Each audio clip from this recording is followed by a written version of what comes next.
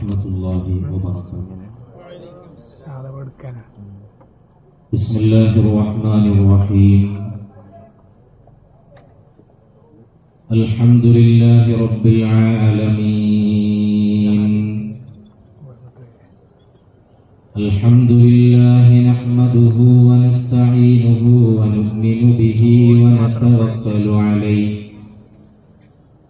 ونعوذ بالله من شرور أنفسنا ومن سيئات أعمالنا. من يهده الله فلا مضل له ومن يضلله فلا هادي له. ونشهد أن لا إله إلا الله وحده لا شريك له. ونشهد أن سيدنا ونبينا محمدا صلى الله عليه وسلم عبده ورسوله أرسله بالهدى ودين الحق ليظهره على الدين كله ولو كره المشركون.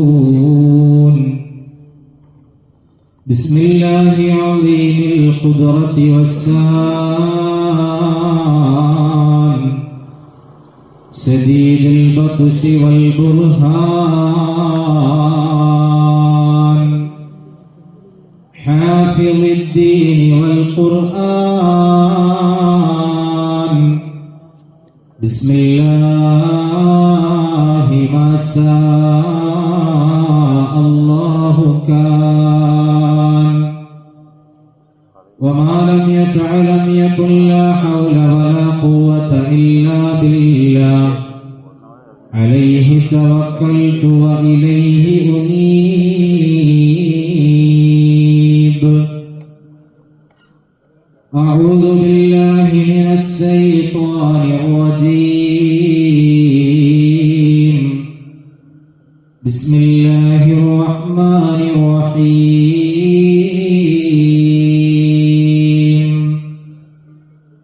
قل يا عبادي الذين أسرفوا على أنفسهم لا تقنطوا من رحمة الله إن الله يغفر الذنوب جميعا إنه هو الغفور الرحيم.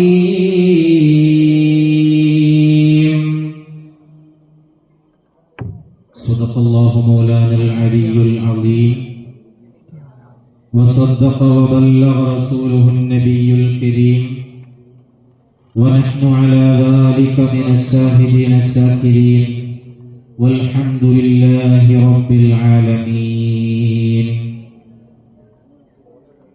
وقد قال نبينا وحبيبنا محمد صلى الله عليه وسلم كن في الدنيا كأنك غريب أو عابر سبيل وعد نفسك من أصحاب القبور أو كما قال رسول الله. يا رب صل على من حل بالحرم طه الرسول الذي قد خص بالكرم. يا رب بالمصطفى بلغ مقاصدنا واغفر لنا ما مضى يا واسع الكرم. نحن ندعو ربنا الكريم في توسل واستغاثات بقرة عيننا مدور ولي. لا إله إلا الله لا إله إلا الله لا إله إلا الله محمد رسول الله. قد رجونا النصر والفتوح في أمورنا سيما في أمرنا بجاهكم مدور ولي لا إله إلا الله لا إله إلا الله لا إله إلا الله محمد رسول الله. ഏറ്റവും ബഹുമാന ആദരവുകൾ നിറഞ്ഞ നമ്മുടെ ഈ മഹത്തായ സ്ഥാപനത്തിന്റെ ശില്പിയും അതിന്റെ കാര്യദർശിയുമായ വന്യരായ വിടാട്ടുവാർ ഉസ്താദ്, വേദിയിലും സദസ്സിലുമുള്ള പ്രിയപ്പെട്ട ഉസ്താദുമാരെ, സ്നേഹമുള്ള മുതഅല്ലിം സുഹൃത്തുക്കളെ, എന്റെ ശബ്ദം ശ്രവിക്കുന്ന പ്രിയപ്പെട്ട സഹോദരങ്ങളെ, സഹോദരിമാരെ,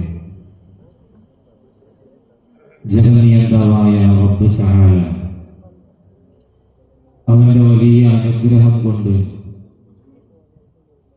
പരിശുദ്ധമായ ശഅബാൻ മാസത്തിന്റെ അവസാന സമയങ്ങളിൽ ഈ പവിത്രമായ പള്ളിയുടെ ഈ മഹത്തായ സ്ഥാപനത്തിന്റെ തിരുമുറ്റത്ത് ഇൽമിന്റെ മജ്‌ലിസിലായി നാം സംഗമിച്ചത് നമ്മിൽ നിന്ന് സ്വീകരിക്കുമാറാകട്ടെ. നമ്മുടെ ജീവിതത്തിൽ അറിഞ്ഞും അറിയാതെയും ചെറുതും വലുതുമായി വന്നുപോയ സർവ്വ തെറ്റുകുറ്റങ്ങളും റബ്ബ് തആല വിട്ടുപുറത്ത് മാപ്പ് ചെയ്ത് തരുമാറാകട്ടെ.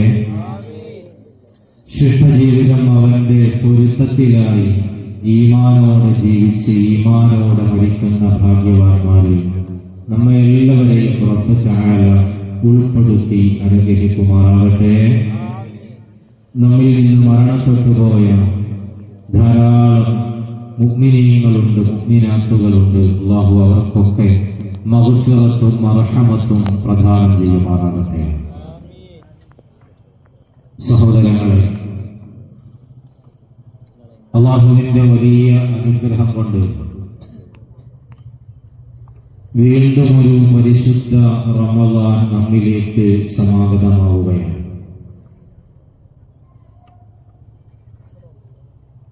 കഴിഞ്ഞ ഒരു വർഷക്കാലയളവിലേക്ക് നാം വെറുതെ ഒന്ന് കണ്ണോടിക്കുമ്പോൾ കഴിഞ്ഞ റമളാനിൽ നമ്മോട് കൂടെ ഉണ്ടായിരുന്ന പലരും, നമ്മുടെ കുടുംബത്തിലുള്ളവർ, നമ്മുടെ സുഹൃത്തുക്കളിൽപ്പെട്ടവർ, നമ്മുടെ അയൽവക്കങ്ങളിലുള്ളവർ, നാമുമായി പല നിലക്ക് ബന്ധങ്ങളുള്ളവർ പലരും നമ്മോട് കൂടെയില്ല.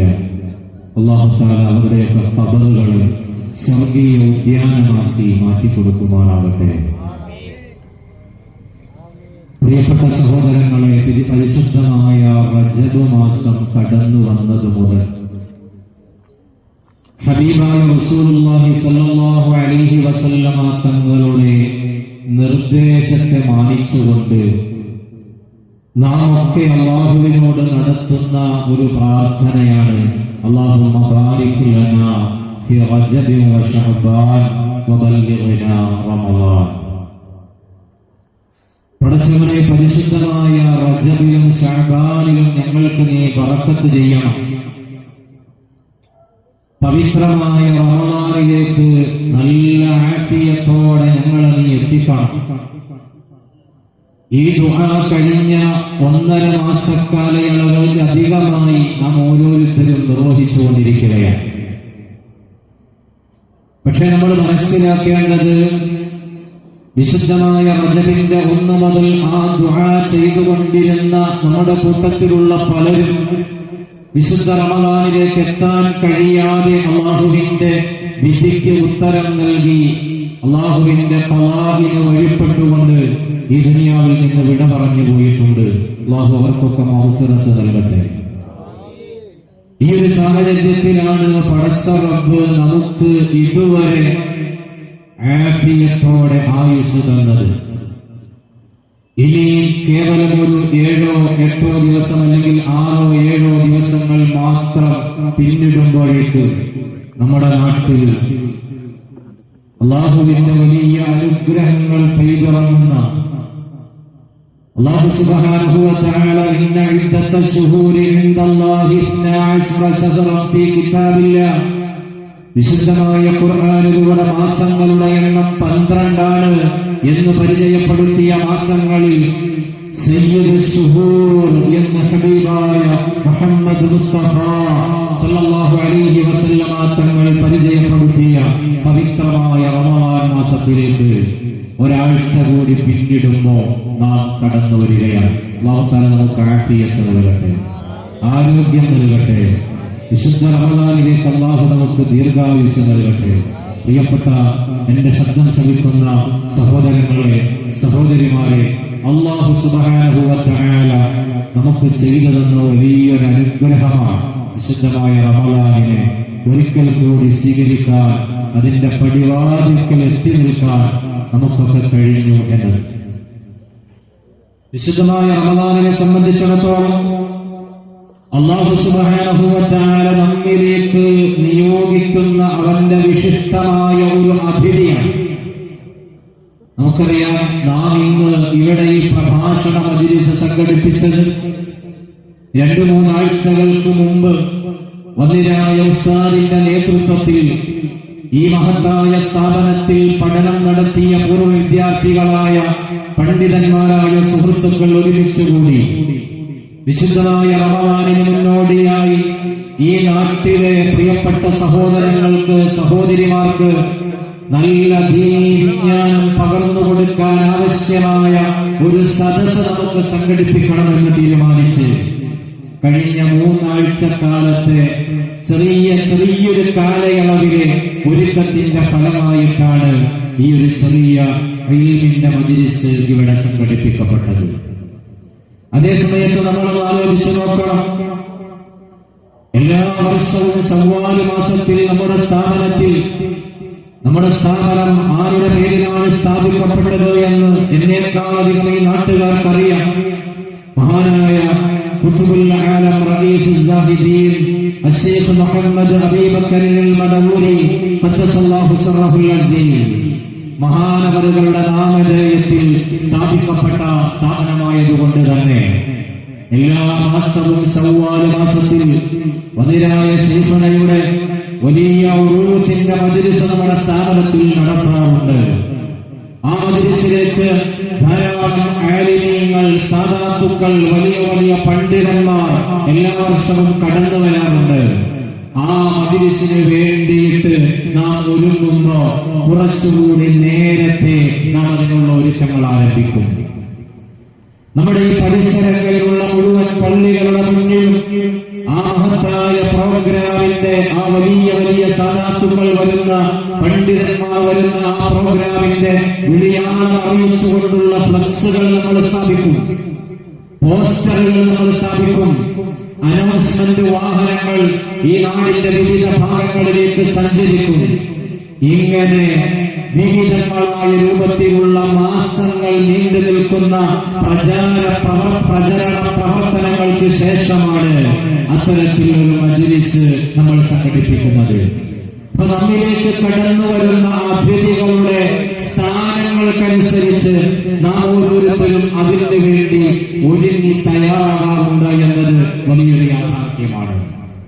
നിങ്ങൾ ആലോചിച്ച് നോക്ക്, വന്നിരായ സുൽത്താനുൽ ഉലമാ ശൈഖുനാ കാന്തപുരം ഉസ്താദ് അല്ലാഹു ആഫിയത്തുള്ള ദീർഘായുസ്സ് നൽകട്ടെ. ഞാൻ ഓർക്കുകയാണ്, നമ്മുടെ ഈ മഹത്തായ ബിൽഡിംഗിന്റെ ഉദ്ഘാടന കർമ്മം നിർവഹിക്കുന്നതിന് വേണ്ടി വന്നിരായ സുൽത്താനുൽ ഉലമാ ഈ സ്ഥാപനത്തിലേക്ക് കടന്നു വന്നപ്പോ അൽഹംദുലില്ലാഹ് അന്ന് ഈ സ്ഥാപനത്തിലെ ചെറിയൊരു മുതഅല്ലിമാണ് കേവലം 15-16 വയസ്സ് മാത്രം പ്രായമുള്ളൊരു സമയത്ത് വന്നിരായ സുൽത്താനുൽ ഉലമാ ഈ സ്ഥാപനത്തിലേക്ക് കടന്നു വരാനിരുന്നു എന്ന മഹത്തായ സന്തോഷം അറിഞ്ഞപ്പോ നമ്മുടെ ബഹുവന്യരായ ഉസ്താദ് അവറുകൾ വളരെ വിപുലമായ രൂപത്തിൽ മാസങ്ങൾ നീണ്ടു നിൽക്കുന്ന പ്രചാരണങ്ങൾ സംഘടിപ്പിച്ച് അതിനുവേണ്ടിയുള്ള ഒരുക്കങ്ങൾ പൂർത്തിയാക്കി ഈ സ്ഥാപനത്തെ മനോഹരമായി അണിയിച്ചൊരുക്കി നാടിന്റെ നാനാഭാഗത്ത് ആയിരക്കണക്കിന് ആളുകൾ ഈ പരിശുദ്ധമായ സ്ഥാപനത്തിന്റെ തിരുമുറ്റത്ത് ഒരുമിച്ചുകൂടി വലിയൊരു സമ്മേളനം, വലിയൊരു ആത്മീയ സദസ്സ് മുതലായി സുൽത്താൻ കടന്നു വന്നപ്പോ നാം കണ്ടതാണ്. ഇങ്ങനെ വരുന്ന അതിഥികൾക്കനുസരിച്ച് നാം ഓരോരുത്തരും ഒരുങ്ങൽ പതിവാണ്. നമ്മുടെ വീട്ടിലേക്ക് നമ്മൾ ചിന്തിച്ചു നോക്കണം, നമ്മുടെ വീട്ടിലേക്കാണ് ആ വലിയൊരു പണ്ഡിതൻ കടന്നു വരാനിരിക്കുന്നതെങ്കിൽ, പ്രിയപ്പെട്ട ഉമ്മമാരെ, അടുത്ത മാസം 10-ാം തീയതി നിങ്ങളുടെ വീട്ടിലേക്ക് വന്നിരായ സുൽത്താനുൽ ഉലമ കടന്നു വരാനൊരുങ്ങുന്നു, അല്ലെങ്കിൽ വലിയൊരു സയ്യിദ് നിങ്ങളുടെ വീട്ടിലേക്ക് കടന്നു വരുന്നു എന്ന സന്തോഷം നിങ്ങൾ അറിഞ്ഞാൽ ഒരു കാരണവശാലും പിന്നീടുള്ള ദിവസങ്ങൾ നിങ്ങൾക്ക് ഉറക്കമുണ്ടാവില്ല. ആ വലിയ സയ്യിദിനെ സ്വീകരിക്കാൻ, ആ വലിയ പണ്ഡിതനെ സ്വീകരിക്കാൻ നമ്മുടെ വീടുകളെ നമ്മൾ അണിയിച്ചൊരുക്കും. നമുക്ക് കഴിയുമെങ്കിൽ വീട് മുഴുവൻ നമ്മൾ കഴുകി വൃത്തിയാക്കും. മനോഹരമായ പെയിന്റുകൾ നമ്മൾ അടിക്കും. വീടിന്റെ മുറ്റം നമ്മൾ മനോഹരമാക്കി മാറ്റും. അതേ കാട് പിടിച്ച് കിടക്കുന്ന കല്ലും മണ്ണുമായി കിടക്കുന്ന മുറ്റമാണെങ്കിൽ എന്തെങ്കിലും നിവൃത്തിയുണ്ടെങ്കിൽ നമ്മൾ നല്ല മനോഹരമായ ടൈല് വിരിച്ചത് മനോഹരമാക്കും. ആ വലിയ പണ്ഡിതനെ സ്വീകരിക്കാൻ എന്തൊക്കെ ഒരുക്കങ്ങളാണോ നടത്താൻ കഴിയുക അതൊക്കെ നമ്മൾ തയ്യാറാക്കും. നല്ല വിഭവസമൃദ്ധമായ ഭക്ഷണം ഒരുക്കും. ഇറച്ചി വേണ്ടെങ്കിൽ കൊടുക്കാൻ മീൻ നമ്മുടെ അടുത്ത് റെഡിയാണ്. ഇറച്ചിയും മീനും വേണ്ടയോ പച്ചക്കറി റെഡിയാണ്. എന്താണോ ആ വരുന്ന വലിയ പണ്ഡിതന് ഭക്ഷണമായി ആവശ്യമുള്ളത് അത് വളരെ കൃത്യമായി നമ്മൾ ഒരുക്കുന്നു. അവരെ അനുഗമിച്ച് കൂടെ വരുന്നവർക്ക് വേണ്ടത് എല്ലാ സൗകര്യങ്ങളും നമ്മുടെ വീട്ടിൽ നമ്മൾ ചെയ്യുന്നു. എല്ലാ വിഭവങ്ങളും ഒരുക്കുന്നു. ഇനി ആ പണ്ഡിതനെന്നാൽ നമ്മുടെ വീട്ടിലേക്ക് പാദമൊന്നിയാൽ നമ്മുടെ അടുക്കളയിൽ പിന്നെ ശബ്ദങ്ങളില്ല, ശബ്ദകോലാഹലങ്ങളില്ല, പാത്രങ്ങൾ വീഴുന്ന ശബ്ദമില്ല, പാത്രങ്ങൾ മുട്ടുന്ന ശബ്ദമില്ല. വളരെ നിശബ്ദതയോടെ, വളരെ ആദരവോടെ, വളരെ ഭവ്യതയോടെ, അത്യധികം ബഹുമാനത്തോടെ ആ പണ്ഡിതനെ നമ്മുടെ വീട്ടിലേക്ക് സ്വീകരിക്കുന്നു, സൽക്കരിക്കുന്നു, ആതിഥ്യമരുളുന്നു, നല്ലതിനൊക്കെ അവരെ യാത്രയാക്കുന്നു. യാത്ര പറഞ്ഞ് ദുആ ചെയ്ത് പുറത്തേക്ക് ഇറങ്ങാൻ നിൽക്കുമ്പോ അവരോട് അല്പസമയം കഴിഞ്ഞിട്ട് പോയാ മതിയോ എന്ന് വിനയത്തോടെ ചോദിക്കുന്നു. എത്ര സമയം നമ്മുടെ വീട്ടിൽ അവർക്ക് ചെലവഴിക്കാൻ കഴിയുന്നുവോ അത്ര സമയം അവരുടെ സാന്നിധ്യം നമ്മുടെ വീട്ടിലുണ്ടാകട്ടെ എന്ന് നാം ഓരോരുത്തരും ആഗ്രഹിക്കുന്നു. ഇത് മനുഷ്യ സഹജമായി മനുഷ്യർ ചെയ്യാനുള്ള കാര്യമാണ്. ഇവിടെയാണ് ഹബീബായ മുഹമ്മദ് മുസ്തഫ സല്ലല്ലാഹു അലൈഹി വസല്ലമ തങ്ങളുടെ ഹദീസ് പ്രസക്തമാകുന്നത്. അല്ലാഹുവിന്റെ റസൂൽ പഠിപ്പിച്ചു, മൻ കാന യുഅ്മിനു ബില്ലാഹി വൽ യൗമിൽ ആഖിരി ഫൽയുക്രിം ലൈഫഹു. ആരെങ്കിലും അല്ലാഹുവിലും അന്ത്യദിനത്തിലും വിശ്വസിച്ചാൽ, അല്ലാഹുവിലും അന്ത്യദിനത്തിലും വിശ്വസിക്കുന്നവരാണോ എങ്കിൽ ഫൽയുക്രിം ലൈഫഹു, മോനെ നിന്റെ അതിഥിയെ നീ ആദരിക്കണേ. മുഹമ്മദ് മുസ്തഫ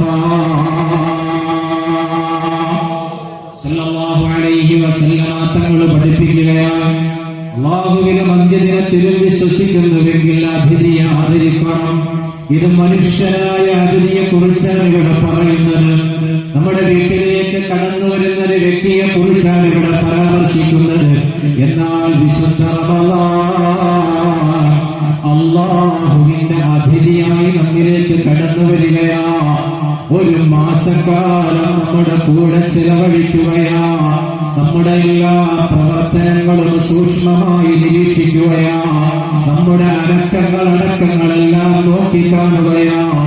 ഇതെല്ലാം നോക്കിക്കണ്ട് കൃത്യമായി വിലയിരുത്തി, നിങ്ങൾ കണ്ടില്ലയോ നമ്മളൊരു ബിസിനസ് സ്ഥാപനം, ഒരു കമ്പനി സ്റ്റാർട്ട് ചെയ്യാൻ വേണ്ടി നിൽക്കുമ്പോ ആ കമ്പനിയുടെ പെർമിഷന് വേണ്ടി നമ്മൾ അപേക്ഷ കൊടുത്തു.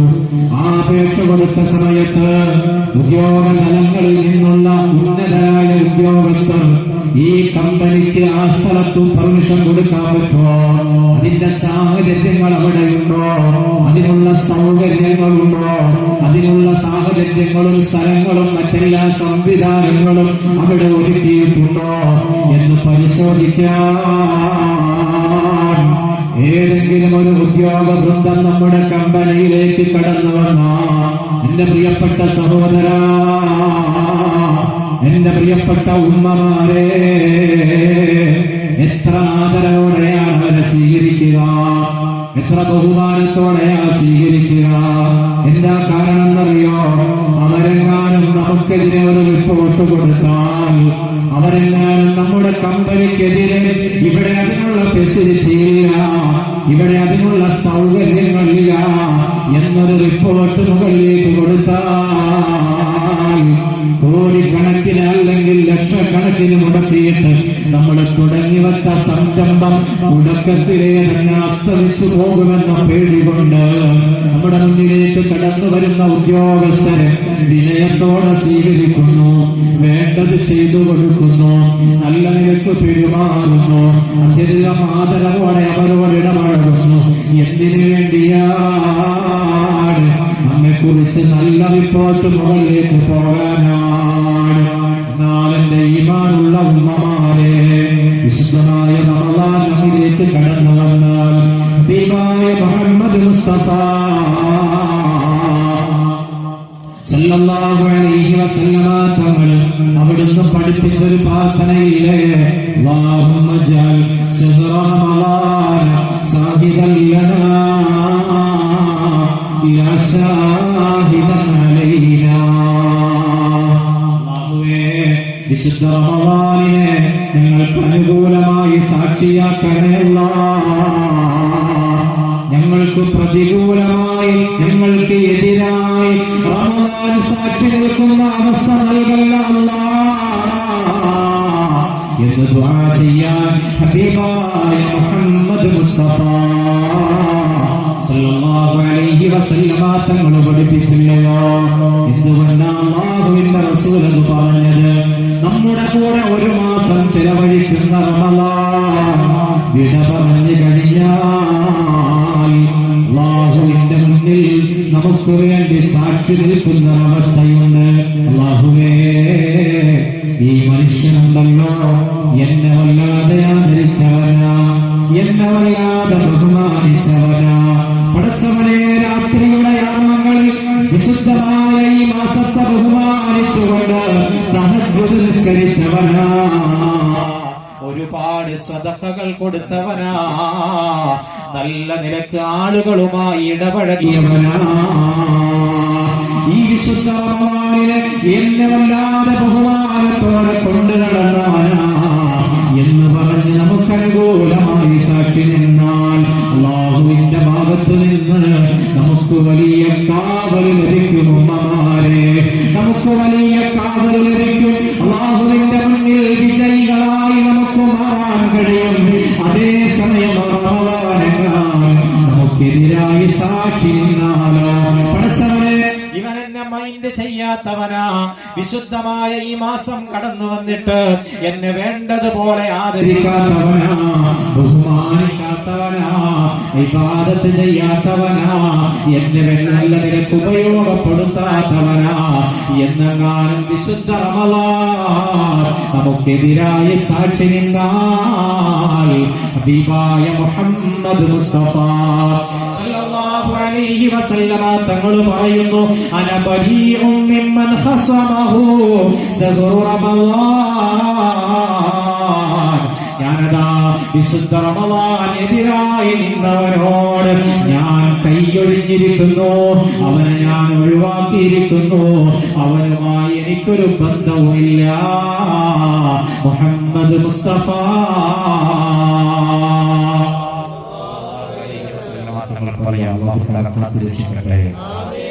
അല്ലാഹു തആല കാത്തുരക്ഷിക്കട്ടെ. എന്തൊരവസ്ഥ ആലോചിച്ചു. വിശുദ്ധ റമളാൻ നമുക്കെതിരായി സാക്ഷി നിൽക്കുന്നൊരവസ്ഥ. ഹബീബായ റസൂലുള്ളാഹി സ്വല്ലല്ലാഹു അലൈഹി വസല്ലം തങ്ങൾ പറയാം, വിശുദ്ധ റമദാൻ എങ്ങാനും നിനക്കെതിരായാൽ ഞാൻ അവനിൽ നിന്ന് ഒഴിവാണ്. അനബരീഉം മിമ്മൻ ഖസമഹു ശഹ്റു റമദാൻ. റമദാൻ എതിരായവനോട് ഞാൻ ഒഴിവായിരിക്കുന്നു, എന്റെ ശഫാഅത്ത് അവന് ലഭിക്കൂല. മുഹമ്മദ് റസൂലുള്ളാഹി സ്വല്ലല്ലാഹു അലൈഹി വസല്ലം തങ്ങൾ പഠിപ്പിക്കുക. അതുകൊണ്ട് പ്രിയപ്പെട്ട എന്റെ ഉമ്മമാരോട്, എന്റെ പ്രിയപ്പെട്ട സഹോദരങ്ങളോട് വലിയ സ്നേഹത്തോടെ ആദരവോടെ എനിക്ക് ഓർമ്മപ്പെടുത്താനുള്ളത്, ഈ കടന്നു വരുന്ന വിശുദ്ധ റമദാനിനെ പൂർണ്ണമായി അല്ലാഹുവിന്റെ പൊരുത്തത്തിനായി ചെലവഴിക്കാൻ നമുക്ക് കഴിയണം. അല്ലാഹുവിന്റെ തൃപ്തിയിലായ റമദാനിനെ ഉപയോഗപ്പെടുത്താൻ നമുക്ക് കഴിയണം. നല്ല മനസ്സോടെ റമദാനിനെ നാം വരവേൽക്കണം. നിറഞ്ഞ പ്രതീക്ഷയോടെ റബ്ബിലേക്ക് നാം തിരിയണം. ഇതുവരെ ഞാൻ ഒരുപാട് തെറ്റ് ചെയ്തു പോയവനാണ്. എന്റെ ജീവിതത്തിൽ ഒരുപാട് തെറ്റുകൾ വന്നുപോയി. പടച്ചവന്റെ പൊരുത്തത്തിന് നിരക്കാത്ത പല പ്രവർത്തനങ്ങളും ഞാൻ എന്റെ ജീവിതത്തിൽ ചെയ്തു പോയി. ഒരുപാട് തിന്മകൾ ഞാൻ ചെയ്തു പോയി. അതുകൊണ്ട് എനിക്ക് ഈ വിശുദ്ധ റമദാനിൽ അല്ലാഹുവിന്റെ പൊരുത്തത്തിനായി ജീവിക്കാൻ കഴിയോ? അവന്റെ തൃപ്തി എനിക്ക് കിട്ടോ? അവൻ എന്നെ സ്വീകരിക്കോ? പടച്ചവൻ എനിക്ക് പൊറുത്തു തരുമോ എന്നുള്ള ടെൻഷൻ നമുക്ക് വേണ്ട. അങ്ങനെയുള്ള ടെൻഷന്റെ ആവശ്യമില്ല. വിശുദ്ധമായ ഖുർആനിൽ അല്ലാഹു പറഞ്ഞില്ലേ, ഖുൽ യാ ഇബാദിയല്ലദീന അസ്റഫൂ അലാ അൻഫുസിഹിം ലാ തഖ്നതൂ മിർ റഹ്മത്തില്ലാഹ്. ഖുൽ നബി അവിടുന്ന് പറയണം, യാ ഇബാദിയല്ലദീന അസ്റഫൂ അലാ അൻഫുസിഹിം. ഈ പ്രയോഗം എത്ര മനോഹരമായ പ്രയോഗമാ, എത്ര അത്ഭുതകരമായ പ്രയോഗമാ. കണ്ടില്ലേ നിങ്ങൾ, സ്വശരീരങ്ങളോട് അക്രമം പ്രവർത്തിച്ചവർ, തെറ്റ് ചെയ്തവർ, തിന്മ ചെയ്തവർ, അവരെപ്പോഴും റഹ്മാനായ റബ്ബ് വിളിക്കുന്നത് യാ ഇബാദി, എന്റെ ദാസന്മാരെ, എന്റെ അടിമകളെ. എത്ര വലിയ സ്ഥാനമുള്ള വിളിയാണ്, എത്ര മനോഹരമായ അഭിസംബോധനയാ. എന്നിട്ട് അല്ലാഹു പറഞ്ഞില്ലേ, ലാ തഖ്നതൂ മിർ റഹ്മത്തില്ലാഹ്. അല്ലാഹുവിന്റെ കാരുണ്യത്തെ തൊട്ട് നിങ്ങളാരും ആശ മുറിഞ്ഞു പോകരുത്, നിങ്ങളാരും നിരാശപ്പെട്ടു പോകരുത്. പടച്ചറപ്പിന്റെ കാരുണ്യം തീർച്ചയായിട്ടും നിങ്ങൾക്ക് ലഭിക്കുക തന്നെ ചെയ്യും. എന്നിട്ട് അല്ലാഹു പറഞ്ഞു, ലാ തഖ്നതൂ മിർ റഹ്മത്തില്ലാഹ് ഇന്നല്ലാഹ യഗ്ഫിറുൽ ദുനൂബ ജമീഅ ഇന്നഹു ഹുവൽ ഗഫൂറുർ റഹീം. തീർച്ചയായും അല്ലാഹു തആല എല്ലാ തെറ്റുകളും പുറത്തു കൊടുക്കുന്നതാണ്. അല്ലാഹുവിന്റെ പ്രയോഗം നിങ്ങൾ കണ്ടില്ലയോ? തെറ്റ് ചെയ്തവനെ വിളിക്കുന്നു യാ ഇബാദി, സ്നേഹത്തോടെ വിളിക്കുന്നു. വിളിച്ചിട്ട് വളരെ ആദരവോടെ പറയുന്നു, ലാ തഖ്നതൂ മിർ റഹ്മത്തില്ലാഹ്. നിങ്ങൾ നിരാശപ്പെടേണ്ട കേട്ടോ, തെറ്റ് ചെയ്തു എന്ന് വിചാരിച്ച് വിഷമിക്കണ്ട കേട്ടോ, പ്രതീക്ഷ മുറിഞ്ഞു പോകണ്ട കേട്ടോ. ഇന്നല്ലാഹ യഗ്ഫിറുൽ ദുനൂബ ജമീഅ. എല്ലാ പാപങ്ങളും അല്ലാഹു തആല പുറത്തു തരും. അല്ലാഹു തആല പറയാം, അല്ലാഹു തആല നമ്മുടെ പാപങ്ങളൊക്കെ പുറത്തു തരട്ടെ. അല്ലാഹു തആല നമ്മുടെ പാപങ്ങളൊക്കെ പുറത്തു തരട്ടെ. പ്രിയപ്പെട്ട സഹോദരങ്ങളെ, സഹോദരിമാരെ, അപ്പൊ അതുകൊണ്ട് വിശുദ്ധ റമദാനിന് മുമ്പ് നിരാശയുടെ പ്രശ്നമില്ല, മനസ്സിന് ടെൻഷന്റെ പ്രശ്നമില്ല. പടച്ചറബ്ബേ റമദാനത്തെ സ്വീകരിക്കോ എന്ന വിഷമം വേണ്ട. ഇനി അങ്ങോട്ട് നമ്മുടെ മനസ്സിനെ പാകപ്പെടുത്തിയാൽ മതി. ഇനി അങ്ങോട്ടെങ്കിലും നമ്മുടെ മനസ്സുകൊണ്ട് റമദാനിനെ സ്വീകരിക്കാൻ ഒന്നൊരുങ്ങിയാൽ മതി. ഇൻഷാ അല്ലാഹ് ഈ റമദാനിൽ എല്ലാ വഖത്തും ജമാഅത്തായി നിർവഹിക്കും എന്നൊരു സഹോദരൻ നിയത്ത് ചെയ്യാൻ കഴിഞ്ഞാൽ എത്ര വലിയ പുണ്യമാണത്.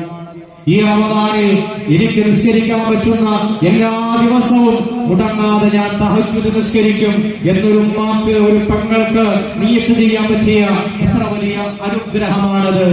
ഈ വിശുദ്ധ റമദാനിൽ ഒരൊറ്റ തറാവീഹ് പോലും ഞാൻ മുടക്കൂല എന്ന് തീരുമാനിക്കാൻ പറ്റിയ എത്ര വലിയ അനുഗ്രഹമാണത്.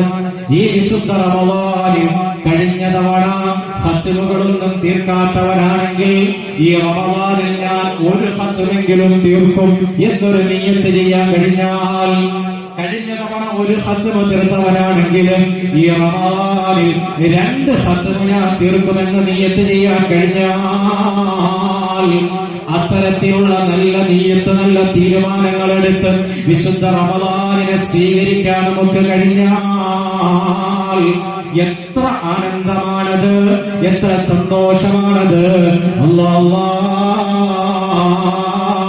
വിശുദ്ധ റമദാനിനെ ഉപയോഗപ്പെടുത്തുന്ന ഭാഗ്യവാന്മാര് സാധുക്കളായ ഞങ്ങളെ നീ ഉൾപ്പെടുത്തണേ അല്ലാഹ്.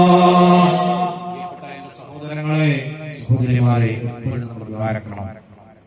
അതിനുവേണ്ടി മനസ്സുകൊണ്ട് ഒരുങ്ങി തയ്യാറാകണം. തെറ്റുകളിൽ നിന്നൊക്കെ വിട്ടുനിൽക്കണം. തെറ്റുകൾ ചെയ്യുന്നത് ഒരഭിമാനമായി കൊണ്ടു നടക്കുന്ന ആളുകൾ ആ രൂപത്തിൽ കൊണ്ടു നടക്കുന്ന ഒരു കാലാണ്. തെറ്റിനെതിരെ ആരെങ്കിലും പ്രതികരിച്ചു പോയാൽ, ഏതെങ്കിലും പണ്ഡിതന്മാര് ഒരു തെറ്റ് കാണുമ്പോ ആ തെറ്റിനെതിരെ പറഞ്ഞു പോയാൽ ആ പണ്ഡിതനെ ക്രൂശിക്കുന്ന കാലമാണ്. കണ്ടില്ലയോ നിങ്ങള്, ഒന്നിരായ ഒരു പണ്ഡിതൻ ഒരു സഹോദരൻ ചെയ്ത ഒരു തെറ്റിനെ കുറിച്ച് പരാമർശിച്ചപ്പോ സുബ്ഹാനല്ലാഹ്, ചാനലൊക്കെ അതിനെ കുറിച്ച് ചർച്ച ചെയ്യുകയാണ്. യുക്തിവാദികൾ ആഘോഷിക്കുകയാണ്, നിരീശ്വരവാദികൾ ആഘോഷിക്കുകയാണ്. പ്രിയപ്പെട്ട സഹോദരങ്ങളെ, പണ്ഡിതന്മാരെ സംബന്ധിച്ചിടത്തോളം ദീൻ പറയുക എന്നത് അവരുടെ ബാധ്യതയാണ്. ഒരാളെയും അവർ വ്യക്തിഹത്യ ചെയ്തിട്ടില്ലല്ലോ, ഒരാളെയും പേരെടുത്ത് പറഞ്ഞില്ലല്ലോ, ഒരാളുടെയും ഫോട്ടോ വെച്ച് പ്രചരിപ്പിച്ചില്ലല്ലോ. ഫോട്ടോ വെച്ച് പ്രചരിപ്പിച്ചതും പേരെടുത്ത് പറഞ്ഞതും മോശമായി ചിത്രീകരിച്ചതും ആ കുടുംബത്തെ വളരെയധികം ദുഃഖത്തിലേക്ക് തള്ളിവിട്ടതും ഇവിടെയുള്ള മാധ്യമങ്ങളാണ്, സോഷ്യൽ മീഡിയയുടെ ഉപഭോക്താക്കളാണ്, അത് ഉപയോഗിക്കുന്നവരാണ്, അത് ഷെയർ ചെയ്തവരാണ്, അതിനിടയിൽ കമന്റ് ചെയ്തവരാണ്. നമ്മൾ മനസ്സിലാക്കണം, ദീൻ പറയുമ്പോൾ പോലും അതിനെതിരെ ആളുകൾ കുതിര കയറുന്നൊരു കാലമാണിത്. അത്രയധികം സമൂഹം മോശപ്പെട്ടു പോയിട്ടുണ്ട്, അത്രയധികം ആളുകൾ മോശപ്പെട്ടു പോയിട്ടുണ്ട്. നാം ഓരോരുത്തരും മനസ്സിലാക്കേണ്ട ഒരു യാഥാർത്ഥ്യമുണ്ട്. അല്ലാഹു സുബ്ഹാനഹു വ തആല സംവിധാനിച്ചു തന്ന ഈ മഹത്തായ ദീനുണ്ടല്ലോ, നമ്മുടെ ജീവിതക്രമുണ്ടല്ലോ, വിശുദ്ധ ഇസ്ലാം. ആ ഇസ്ലാമിന്റെ ആശയ ആദർശങ്ങളിൽ അടിയുറച്ചു നിൽക്കുന്ന ഒരു മുസ്ലിമിനെ സംബന്ധിച്ചിടത്തോളം അവൻ ചെയ്യേണ്ട കാര്യങ്ങൾ എന്തൊക്കെയാണ്, അവൻ ചെയ്യാൻ പാടില്ലാത്ത കാര്യങ്ങൾ എന്തൊക്കെയാണ്, ഏത് രൂപത്തിലാണ് അവന്റെ സഞ്ചാരം ഉണ്ടാവേണ്ടത്, ഏത് മാർഗത്തിലേക്കാണ് അവൻ പോകാൻ പാടില്ലാത്തത്, ഇതെല്ലാം വളരെ കൃത്യമായി, വളരെ വ്യക്തമായി നമ്മുടെ പണ്ഡിതന്മാർ വിശദീകരിച്ചു തന്നിട്ടുണ്ട്. നമ്മുടെ നേതൃത്വം നമുക്ക് പകർന്നു തന്നിട്ടുണ്ട്. ആ പകർന്നു തന്ന ദീനീ വിജ്ഞാനം അനുസരിച്ച് ജീവിക്കുക എന്നത് ഒരു വിശ്വാസിയുടെ ബാധ്യതയാണ്. യാത്ര പോകണ്ട എന്നല്ല, ഒരു സ്ത്രീ യാത്ര പോകുന്നത് വിവാദമാക്കേണ്ടതില്ല. പക്ഷേ ആ യാത്ര പോകുമ്പോ പാലിക്കേണ്ട മര്യാദകൾ നമ്മൾ പാലിക്കണ്ടയോ? ഓ എന്റെ പ്രിയപ്പെട്ട ഉമ്മ, എന്റെ പ്രിയപ്പെട്ട പെങ്ങളെ, നീ നിന്റെ വീടിന്റെ പുറത്തേക്ക് ഇറങ്ങുമ്പോ നിന്നോട് പാലിക്കാൻ പറഞ്ഞ ചില മര്യാദകളുണ്ട്, ധരിക്കാൻ പറഞ്ഞ ചില വസ്ത്രരീതികളുണ്ട്, ഉപയോഗിക്കാൻ പറഞ്ഞ വസ്ത്രങ്ങളുണ്ട്, പാലിക്കേണ്ട ആദരവുകളുണ്ട്. അതൊക്കെ പാലിച്ചുകൊണ്ടേ പുറത്തേക്ക് പോകാൻ പാടുള്ളൂ. നിങ്ങൾ കണ്ടില്ലേ, പരിശുദ്ധമായ ഹജ്ജ് കർമ്മം നിർവഹിക്കാൻ വേണ്ടി പോകുന്ന സന്ദർഭത്തിൽ പോലും ഒരു സ്ത്രീ ഒറ്റയ്ക്ക് പോകാൻ പാടില്ല, നിർബന്ധമായ അമലല്ലയോ, ഇസ്ലാമിന്റെ പഞ്ചസ്തംഭങ്ങളിൽപ്പെട്ട അമലല്ലയോ, നിസ്കാരം പോലെ, നോമ്പ് പോലെ, സക്കാത്ത് പോലെ വളരെ പ്രാധാന്യമേറിയ അമലല്ലയോ. ആ അമലിന് ഒരു പെണ്ണ് പോകുന്ന സന്ദർഭത്തിൽ എന്തൊക്കെ മര്യാദകൾ പാലിക്കണമെന്ന് കർമ്മശാസ്ത്ര പണ്ഡിതന്മാര് പറയുന്നുണ്ട്. ഒന്നെങ്കിൽ അവരുടെ പിതാവ് കൂടെ ഉണ്ടാകണം, അല്ലെങ്കിൽ സഹോദരൻ കൂടെ ഉണ്ടാവണം, അഥവാ മഹ്റമായ ആള് കൂടെ ഉണ്ടാകണം, അതല്ലെങ്കിൽ ഭർത്താവ് ഉണ്ടാവണം, മകൻ ഉണ്ടാകണം. ഇത്തരത്തിൽ അവർക്ക് വിവാഹബന്ധം ഹറാമായ ആളുകളോ ഭർത്താവോ അവരുടെ കൂടെ ഇല്ലാതെ ഹജ്ജ് ചെയ്യാൻ ഒറ്റയ്ക്ക് പോകാൻ പാടില്ല. നിങ്ങൾ കണ്ടില്ലോ, ഇനി നിർബന്ധമായ ഹജ്ജാണെങ്കിൽ മഹറമുകൾ ആരും കൂടെയില്ലെങ്കിൽ പോലും അവിടെ വിശ്വസ്തകളായ സ്ത്രീകൾ കൂടെയുണ്ടെങ്കിൽ പെണ്ണുങ്ങൾക്ക് ഹജ്ജിന് പോകാം. ഇതും കർമ്മശാസ്ത്ര പണ്ഡിതന്മാര് പഠിപ്പിക്കുന്നുണ്ട്. ഇത് നിർബന്ധമായതിന് മാത്രമുള്ള ഇളവാണ്. സുന്നത്തായ ഹജ്ജിന് ഈ ഇളവില്ല, സുന്നത്തായ ഉംറയ്ക്ക് ഈ ഇളവില്ല. സുന്നത്തായ ഹജ്ജിനോ സുന്നത്തായ ഉംറയ്ക്കോ പോകുമ്പോ മഹറമോ ഭർത്താവോ കൂടെ ഉണ്ടാകൽ നിർബന്ധമാണ്. ഇതല്ലയോ ശാഫഈ കർമ്മശാസ്ത്രം നമുക്ക് പഠിപ്പിച്ചു തരുന്നത്? ഇസ്ലാമിന്റെ അടിസ്ഥാന കർമ്മത്തിൽപ്പെട്ട കാര്യങ്ങൾ പോലും ആ പ്രവർത്തനങ്ങളിൽ ഏർപ്പെടുമ്പോൾ പോലും വളരെ ശ്രദ്ധിക്കണം, വളരെ നല്ല രൂപത്തിൽ ഇടപഴകണം, വളരെ കൃത്യമായും മര്യാദ പാലിക്കണം. വിശുദ്ധ ഇസ്ലാം പഠിപ്പിച്ച ആശയം അതാണ്. അതുകൊണ്ട് തന്നെ അത് നിങ്ങളുടെ സുരക്ഷയ്ക്ക് വേണ്ടിയിട്ടാണ്, സംരക്ഷണത്തിന് വേണ്ടിയിട്ടാണ്. ഒരാളും നിങ്ങളെ ബുദ്ധിമുട്ടിക്കാതിരിക്കാനാണ്, ഒരാൾ കാരണമായും നിങ്ങൾ പ്രയാസപ്പെടാതിരിക്കാൻ വേണ്ടിയിട്ടാണ്. ലോകം തിരിയാത്ത മതമെന്ന് പറഞ്ഞുകൊണ്ട് ഇത്തരത്തിലുള്ള ആശയങ്ങൾ പറയുമ്പോ, ഇത്തരത്തിലുള്ള നിയമങ്ങൾ പറയുമ്പോ ലോകം തിരിയാത്ത മതമെന്ന് പറഞ്ഞിട്ട് ആക്ഷേപിക്കുന്നവരുണ്ട്, പരിഹസിക്കുന്നവരുണ്ട്, കളിയാക്കുന്നവരുണ്ട്. അവരോട് ഞാൻ ചോദിക്കട്ടെയോ, അങ്ങനെ ആക്ഷേപിച്ചതുകൊണ്ട് ഇവിടെ പീഡനങ്ങൾക്ക് കുറവുണ്ടോ? ഇവിടെ സ്ത്രീകൾ സുരക്ഷിതരാണോ? അതേ, എത്ര ക്രൂരമായിട്ടാണ് പലയിടങ്ങളിലും ആക്രമിക്കപ്പെടുന്നത്, പലയിടങ്ങളിലും പീഡിപ്പിക്കപ്പെടുന്നത്. തൊഴിലിടങ്ങളിൽ പോലും സുരക്ഷിതരല്ല, വീടുകളിൽ സുരക്ഷിതരല്ല, അങ്ങാടികളിൽ സുരക്ഷിതരല്ല, പട്ടാപ്പകൽ സുരക്ഷിതരല്ല, ഒരുപാട് ആളുകളുടെ ചുറ്റുമുള്ളപ്പോഴും സുരക്ഷിതരല്ല. ഇങ്ങനെ ഒരുപാട് വാർത്തകൾ നമ്മൾ കണ്ടുകൊണ്ടിരിക്കുകയാണ്. അതുകൊണ്ട് എനിക്ക് ഓർമ്മപ്പെടുത്താനുള്ളത്, വിശുദ്ധ ഇസ്ലാം എന്താണോ നമ്മോട് കൽപ്പിച്ചത്, എങ്ങനെ നടക്കാനാണോ നമ്മോട് പറഞ്ഞത്, ആ കൽപ്പന കൃത്യമായി അനുസരിക്കണേ, ആ കൽപ്പനകൾക്ക് കൃത്യമായി കീഴ്പ്പെടണേ. എന്റെ ഈമാനുള്ള സഹോദരിമാരെ, എന്റെ പ്രിയപ്പെട്ട ഉമ്മമാരെ, നമ്മുടെ ശരീരം തുറന്നിട്ടുകൊണ്ട് നമ്മൾ പുറത്തേക്ക് പോകരുത്. നമ്മൾ മാത്രം അത് ശ്രദ്ധിച്ചാൽ പോരാ, നമ്മുടെ മക്കൾ എങ്ങനെയാണെന്ന് നമ്മൾ ആലോചിക്കണം. എന്റെ പ്രിയപ്പെട്ട ഉപ്പമാര് ചിന്തിക്കണം. നമ്മൾ കൃത്യമായി പള്ളിയിൽ പോകുന്നവരാണ്, 5 വഖത്ത് ജമാഅത്തായി നിസ്കരിക്കുന്നവരാണ്, വളരെ കൃത്യമായി എല്ലാ പ്രവർത്തനങ്ങളും നടത്തുന്നവരാണ്. നമ്മൾ ഹജ്ജ് ചെയ്ത ഹാജിയാണ്, നമ്മൾ ഉംറ നിർവഹിച്ച ആളാണ്, എല്ലാ വർഷവും കൃത്യമായി സകാത്ത് കൊടുക്കുന്ന ആളാണ്, ഒരുപാട് പ്രവർത്തനങ്ങൾ ചെയ്യുന്ന ആളാണ്. പക്ഷേ അൻഫുസകും വഅഹ്ലീകും നാറാ, നീ നിന്റെ സ്വന്തം ശരീരത്തെ മാത്രം നരകത്തിൽ നിന്ന് സംരക്ഷിച്ചാൽ പോരാ, നിന്റെ കുടുംബത്തെ കൂടി നീ ഒന്ന് ശ്രദ്ധിക്കണേ. നിന്റെ ഭാര്യ എങ്ങനെയാ നടക്കുന്നത്, നിന്റെ മക്കൾ എങ്ങനെയാ നടക്കുന്നത്, അവരെങ്ങനെയാ സ്കൂളിൽ പോകുന്നത്, അവരെങ്ങനെയാ കോളേജിൽ പോകുന്നത്, അവരെങ്ങനെയാ ബിസിനസ് സ്ഥാപനങ്ങൾ, അവരെങ്ങനെയാണ് ബിസിനസ്സുകൾക്ക് പോകുന്നത്, അവരെങ്ങനെയാണ് പുറത്തേക്ക് ഇറങ്ങുന്നത്. ഇതൊക്കെ വളരെ കൃത്യമായി വ്യക്തമായി ഒരു രക്ഷിതാവെന്ന നിലയിൽ നോക്കാനുള്ള ബാധ്യത നമുക്ക് ഓരോരുത്തർക്കും ഉണ്ടെന്ന് നമ്മൾ തിരിച്ചറിയണം. ലഹരി വ്യാപകമായ കാലമല്ലയോ, സുലഭമായി മിഠായി കിട്ടുന്നത് പോലെ സ്കൂളുകളുടെയും കോളേജുകളുടെയും ഒക്കെ പരിസരങ്ങളിൽ, ഹോസ്റ്റലുകളിലൊക്കെ ലഹരികൾ സുലഭമായി കിട്ടുന്ന കാലമല്ലയോ. എന്റെ മോൻ അങ്ങനെ ചെയ്യൂല, എന്റെ മോൾ അങ്ങനെ ചെയ്യൂല എന്ന് പറഞ്ഞ് നമ്മൾ പലപ്പോഴും അഭിമാനം കൊള്ളാറുണ്ട്. നമ്മൾ പലപ്പോഴും വലിയ ആളുകളുടെ മുന്നിൽ നമ്മൾ അഭിമാനത്തോടെ പറയാറുണ്ട്. പക്ഷേ അവസാനം അത്തരത്തിലൊരു കേസിൽ മകൻ പിടിക്കപ്പെടുമ്പോൾ,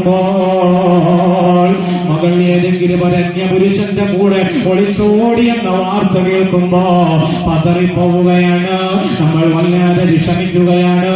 ഈ കാഴ്ചകളൊക്കെ നമ്മൾ നിരന്തരം കാണുന്ന കാഴ്ചകളാണെങ്കിൽ എന്റെ ഈമാനുള്ള ഉമ്മമാരെ, എന്റെ പ്രിയപ്പെട്ട രക്ഷിതാക്കളെ,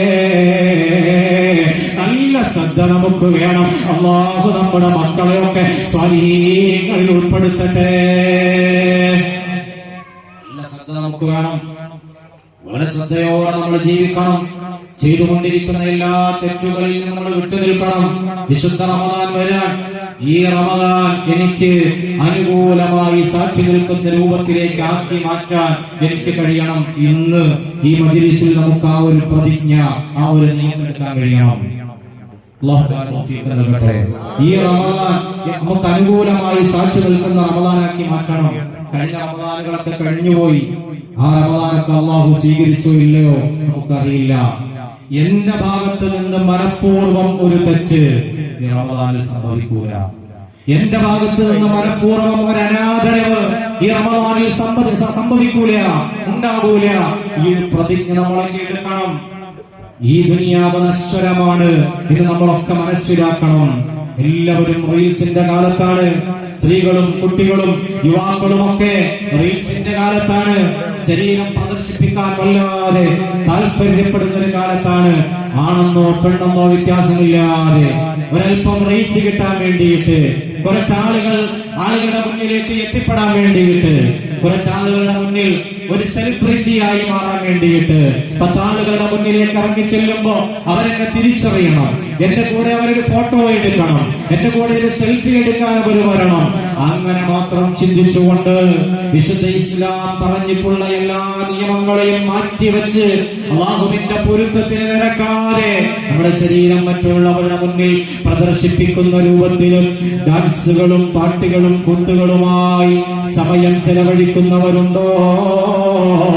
ഈ വിശുദ്ധ റമദാനിലേക്ക് നമ്മൾ പാദമൂന്നുമ്പോ തീരുമാനിക്കണം, എന്റെ ജീവിതത്തിൽ ഇനി അങ്ങനെയൊരു തെറ്റ് സംഭവിക്കൂല, എന്റെ ജീവിതത്തിൽ ഇനി അങ്ങനെയൊരു പ്രവർത്തനം ഒരിക്കലും ഉണ്ടാകൂല. ഈ തീരുമാനമെടുക്കാൻ നമുക്ക് കഴിയണം. എന്താ കാരണമെന്നറിയോ? ഞാൻ തുടക്കത്തിൽ പറഞ്ഞില്ലേ പ്രിയപ്പെട്ടവരെ, കഴിഞ്ഞ റമദാനിൽ നമ്മോട് കൂടെ ഉണ്ടായിരുന്ന പലരും ഇന്ന് നമ്മോട് കൂടെയില്ല. ഈ റമദാൻ അല്ലാഹു തആല നമുക്ക് തൗഫീഖ് നൽകി ഈ റമദാനിനെ സ്വീകരിക്കാൻ നമുക്ക് കഴിഞ്ഞു എന്ന് സങ്കല്പിക്കുക.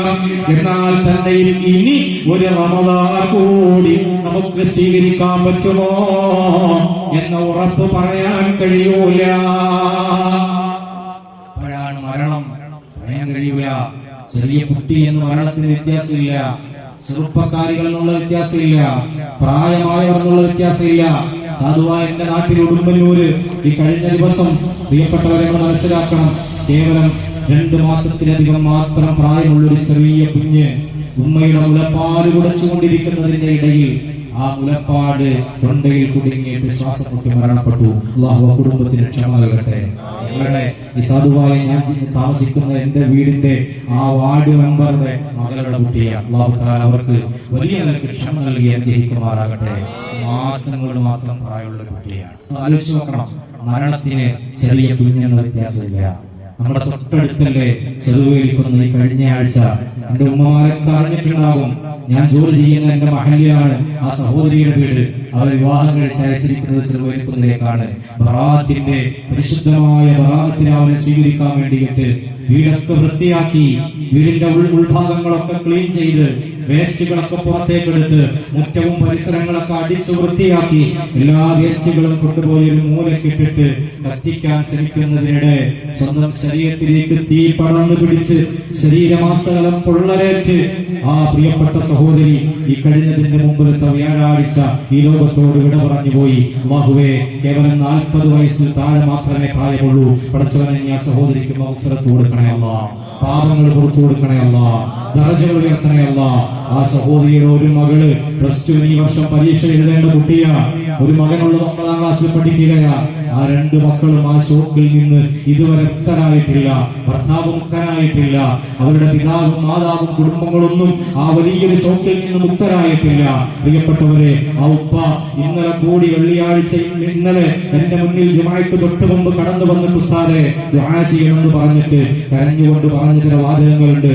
തലേ ദിവസം കൂടി എന്നെ വിളിച്ചതാ, ഉപ്പയോടും ഉമ്മയോടും ഒന്ന് വരാമോ, കാണാൻ വേണ്ടിയിട്ടാണെന്ന് പറഞ്ഞപ്പോ മോളെ ഇൻഷാ അല്ലാഹ് ഞായറാഴ്ച ഞാൻ വരാം എന്ന് പറഞ്ഞ ഉപ്പയാ എന്ന് വിഷമത്തോടെ ആ ഉപ്പ പറഞ്ഞത് ഞാൻ ഓർത്തു പോവുകയാ. ഞാൻ പറഞ്ഞു വരുന്നത് മരണത്തിന് പ്രായമില്ല കേട്ടോ, മരണത്തിന് പ്രായമില്ല. ചെറിയ കുഞ്ഞെന്ന വ്യത്യാസമില്ല, യുവാവെന്ന വ്യത്യാസമില്ല, യുവതി എന്ന വ്യത്യാസമില്ല, ഒരു പ്രത്യേകിച്ച് കാരണങ്ങളും വേണ്ട. ആലോചിച്ച് നോക്ക്, രാത്രി തന്റെ പ്രിയതമയോടൊപ്പം ഒരേ കട്ടിലിൽ കിടന്നുറങ്ങുന്ന ഭർത്താവ് നേരം വെളുക്കെഴുന്നേൽക്കുമ്പോ ജീവനില്ലാത്ത എത്ര സംഭവങ്ങൾ നമ്മൾ വായിക്കുന്നു. ഡ്രൈവ് ചെയ്തുകൊണ്ടിരിക്കുന്നതിന്റെ ഇടയിൽ മരണപ്പെട്ടു പോകുന്ന വാർത്തകൾ നമ്മൾ വായിക്കുന്നില്ലയോ? ഗ്രൗണ്ടിൽ കളിച്ചുകൊണ്ടിരിക്കുന്നതിന്റെ ഇടയിൽ കുഴഞ്ഞു വീണ് മരിച്ചത് നമ്മൾ വായിച്ചില്ലയോ? നമ്മുടെ രാഷ്ട്രത്തിന്റെ രാഷ്ട്രപതിയായിരുന്നല്ലോ ഡോക്ടർ APJ അബ്ദുൽ കലാം. ഭാഷണം നടത്തിക്കൊണ്ടിരിക്കെ കുഴഞ്ഞു വീണ് മരിച്ച വ്യക്തിയല്ലയോ? ആലോചിച്ച് നോക്കണം. മരണത്തിന് പ്രത്യേകിച്ച് യാതൊരു തരത്തിലുള്ള മാനദണ്ഡങ്ങളുമില്ല, പ്രായമില്ല, സ്ഥലമില്ല, സമയമില്ല, പ്രത്യേകിച്ച് കാരണങ്ങളില്ല. ഏത് സമയത്തും ഏത് നിമിഷവും മലക്ക് അസ്റാഈൽ അലൈഹിസ്സലാം അല്ലാഹുവിന്റെ ഭാഗത്ത് നിന്ന് നമ്മുടെ റൂഹ് പിടിക്കാനുള്ള ഓർഡറുമായി ഇങ്ങിലേക്ക് കടന്നു വരും. ഈ രാത്രി നമ്മൾ വെളുപ്പിക്കുമോ? ഉറപ്പ് പറയാൻ ഒരാൾക്കും കഴിയൂല, ഒരാൾക്കും അതിന് സാധിക്കൂല, ഒരാൾക്കും ആ മരണത്തെ തടഞ്ഞു നിർത്താൻ കഴിയൂല. വിശുദ്ധമായ ഖുർആനിലൂടെ അല്ലാഹു തആല പറഞ്ഞില്ലേ, നഹ്നു ഖദ്ദർനാ ബൈനകുമുൽ മൗത വമാ നഹ്നു ബിമസ്ബൂഖീൻ. മരണത്തെ കണക്കാക്കിയത് നമ്മളാണ്, നിങ്ങൾ ഒരിക്കലും അതിനെ മറികടക്കൂല. വലൻ യുഅഖിറല്ലാഹു നഫ്സൻ ഇദാ ജാഅ അജലുഹാ. നിങ്ങൾക്ക് തീരുമാനിച്ച സമയമെത്തിയാൽ അത് 10 വയസ്സിലാണെങ്കിൽ 10 വയസ്സില്, മാസങ്ങൾ മാത്രം പ്രായമുള്ളപ്പോഴാണെങ്കിൽ അങ്ങനെ, ഉമ്മയുടെ ഗർഭപാത്രത്തിലായിരിക്കുമ്പോഴാണെങ്കിൽ അങ്ങനെ, യുവാവായി നല്ല തിളപ്പുള്ള ചോരത്തിളപ്പുള്ള നല്ല ആരോഗ്യമുള്ള പ്രായത്തിനാണെങ്കിൽ അങ്ങനെ, ഏതു പ്രായമെന്നത് പ്രശ്നമില്ല. ഒരു നിമിഷം പോലും ആ മരണം നിങ്ങൾക്ക് തീരുമാനിച്ച സമയത്തെയും വിട്ടു പിന്തൂല. നിങ്ങൾക്കൊന്നും ചെയ്യാൻ കഴിയൂല. ഒരിക്കലും ആ മരണത്തെ നിങ്ങൾക്ക് മറികടക്കാൻ സാധിക്കൂല. ആ മരണത്തെ പടച്ചത് നമ്മളാണ്. അതിനെ കൃത്യമായി ഉപയോഗപ്പെടുത്തുന്നതും കൃത്യമായി നടപ്പിലാക്കുന്നതും നമ്മൾ തന്നെയാണ്. ഇനി നിങ്ങൾക്കെങ്ങാനും ആ മരണത്തെ ഒന്ന് ചെറുത്തു തോൽപ്പിക്കാൻ കഴിയുമായിരുന്നെങ്കിലും അല്ലാഹു വിശുദ്ധ ഖുർആനിലൂടെ പറഞ്ഞു, ഫലൗലാ ഇദാ ബലഗത്തിൽ ഹുൽഖൂം വഅൻതും ഹീനഇദിൻ തൻളുറൂൻ. പ്രിയപ്പെട്ട ഉമ്മ, എന്റെ പ്രിയപ്പെട്ട സഹോദര, നിങ്ങളുടെ വാപ്പ അല്ലെങ്കിൽ നിങ്ങളുടെ ഉമ്മ അല്ലെങ്കിൽ നിങ്ങളുടെ വേണ്ടപ്പെട്ടവർ മരണാസന്നനായി കട്ടിലിൽ കിടന്നപ്പോൾ ആ കട്ടിലിന്റെ സമീപത്ത് നിങ്ങൾ ഒരുമിച്ചുകൂടി. മക്കളുണ്ട്, മരുമക്കളുണ്ട്, പേരമക്കളുണ്ട്, ബന്ധുക്കളുണ്ട്, വേണ്ടപ്പെട്ടവരൊക്കെയുണ്ട്. എല്ലാവരും ഒരുമിച്ചുകൂടി വാപ്പയ്ക്ക് ദിക്ർ ചൊല്ലിക്കൊടുക്കുന്നു, വിശുദ്ധമായ ഖുർആൻ പാരായണം ചെയ്യുന്നു. അതേ മരണാസന്നനെ കിടത്തേണ്ട രൂപം എങ്ങനെയാണോ കർമ്മശാസ്ത്രം നമ്മെ പഠിപ്പിച്ചത്, ആ രൂപത്തിൽ നമ്മൾ കിടക്കുന്നു. വാപ്പയുടെ റൂഹ് അതേ മഹാനായ അസ്റായീൽ അലൈഹിസ്സലാം ഇങ്ങനെ പിടിക്കുന്നു. മരണം ഇങ്ങനെ അടുത്തടുത്ത് വന്നുകൊണ്ടിരിക്കുമ്പോൾ അതേ ഒരു നിമിഷം പോലും ആ മരണത്തെ പിടിച്ചു വെക്കാൻ നിങ്ങൾക്ക് സാധിച്ചില്ലല്ലോ. നിങ്ങളുടെ വാപ്പയെ, നിങ്ങളുടെ ഉമ്മയെ, നിങ്ങളുടെ വെല്ലുപ്പയെ, നിങ്ങളുടെ വെല്ലുമ്മയെ ഒരു 10 മിനിറ്റ് കൂടി ഞാനൊന്ന് ജീവനോടെ കാണട്ടെ എന്ന് തീരുമാനിച്ചിട്ട് ആ ഊഹിനെ പിടിക്കുന്ന പ്രക്രിയ അവിടെ നിർത്തിവെപ്പിക്കാൻ നിങ്ങൾക്ക് കഴിഞ്ഞില്ല. ഫലൗലാ ഇദാ ബലഗത്തിൽ ഹുൽഖൂം. നിങ്ങളുടെ റൂഹ് നിങ്ങളുടെ തൊണ്ടക്കുഴിയിലെത്തിയ സന്ദർഭമുണ്ടല്ലോ, വഅൻതും ഹീനഇദിൻ തൻളുറൂൻ. അവരുടെ തൊണ്ട തൊണ്ടക്കുഴിയിൽ റൂഹെത്തിയപ്പോ വാപ്പയുടെ ഉമ്മയുടെ വേണ്ടപ്പെട്ടവരുടെ തൊണ്ടക്കുഴിയിലേക്ക് റൂഹെത്തിയപ്പോൾ വഅൻതും ഹീനഇദിൻ തൻദുറൂൻ, നിസ്സഹായരായി, അതേ ഒന്നും ചെയ്യാൻ കഴിയാതെ വിഷമത്തോടെ കണ്ണുനീരൊലിപ്പിച്ചുകൊണ്ട് നോക്കി നിൽക്കാനല്ലാതെ എന്തിനാണോ നിങ്ങൾക്ക് കഴിയുക? ഒന്നിനും കഴിയൂല. തർജിഊനഹാ ഇൻ കുൻതും സ്വാദിഖീൻ.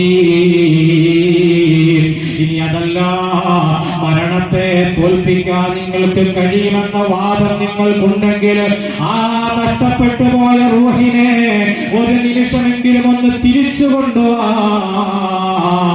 അല്ലാഹു വെല്ലുവിളിച്ചുകൊണ്ട് ഖുർആനിലൂടെ പറഞ്ഞില്ലേ, ലോകത്താർക്കെങ്കിലും അതിന് കഴിഞ്ഞിട്ടുണ്ടോ? ആർക്കെങ്കിലും അതിന് കഴിയുമോ? ഒരാൾക്കും കഴിയൂല, ഒരാൾക്കും സാധിക്കൂല. അല്ലാഹു നമുക്ക് തീരുമാനിച്ച മരണം നമ്മൾ മരിക്കുമെന്ന കാര്യത്തിൽ യാതൊരു തർക്കവും വേണ്ട. അതിനെ വിസ്മരിക്കാൻ നമുക്ക് കഴിയൂല. രാവിലെ പത്രമെടുത്ത് തുറക്കുമ്പോ അതിൽ സ്വാഭാവിക മരണങ്ങൾ നമുക്ക് കാണാൻ പറ്റും, അപകട മരണങ്ങൾ കാണാൻ പറ്റും, രോഗം മൂലമുള്ള മരണങ്ങൾ കാണാൻ പറ്റും. പലതും കണ്ടുപോകുമ്പോൾ നാളെ ഞാനും മരിക്കേണ്ടവനാ, നാളെ ഞാനും അല്ലാഹുവിന്റെ വിളിക്കുത്തരം ചെയ്യേണ്ടവനാ എന്ന് തീരുമാനിക്കാൻ, എന്നാലോചിക്കാൻ നമുക്കാർക്കും കഴിയുന്നില്ല. പലരും അതിനെക്കുറിച്ച് ചിന്തിക്കുന്നില്ല. എന്നാൽ മഹാന്മാർ പാടിയില്ലയോ, വകം മിൻ സ്വഹീഹിൻ മാത മിൻ ഗൈരി ഇല്ലതി വകം മിൻ മരീദിൻ ആശ ദഹ്റൻ ഇലാ ദഹ്രി. നല്ല ആരോഗ്യമുള്ള ആളുകള്, നല്ല ചുറുചുറുക്കുള്ള ആളുകള്, നല്ല സിക്സ് പാക്ക് ബോഡിയുള്ള ആളുകള്, കണ്ടാൽ ആരോഗ്യ ദൃഢഗാത്രരായ ആളുകള്, അവരതാ ഒരു പ്രയാസങ്ങളും ഇല്ലാതിരിക്കുമ്പോ, പ്രത്യേകിച്ച് കാരണമില്ലാതെ, പ്രത്യേകിച്ച് രോഗമില്ലാതെ വളരെ പെട്ടെന്ന് നമ്മോട് വിട പറഞ്ഞു പോകുന്നു. അതേ സമയത്ത്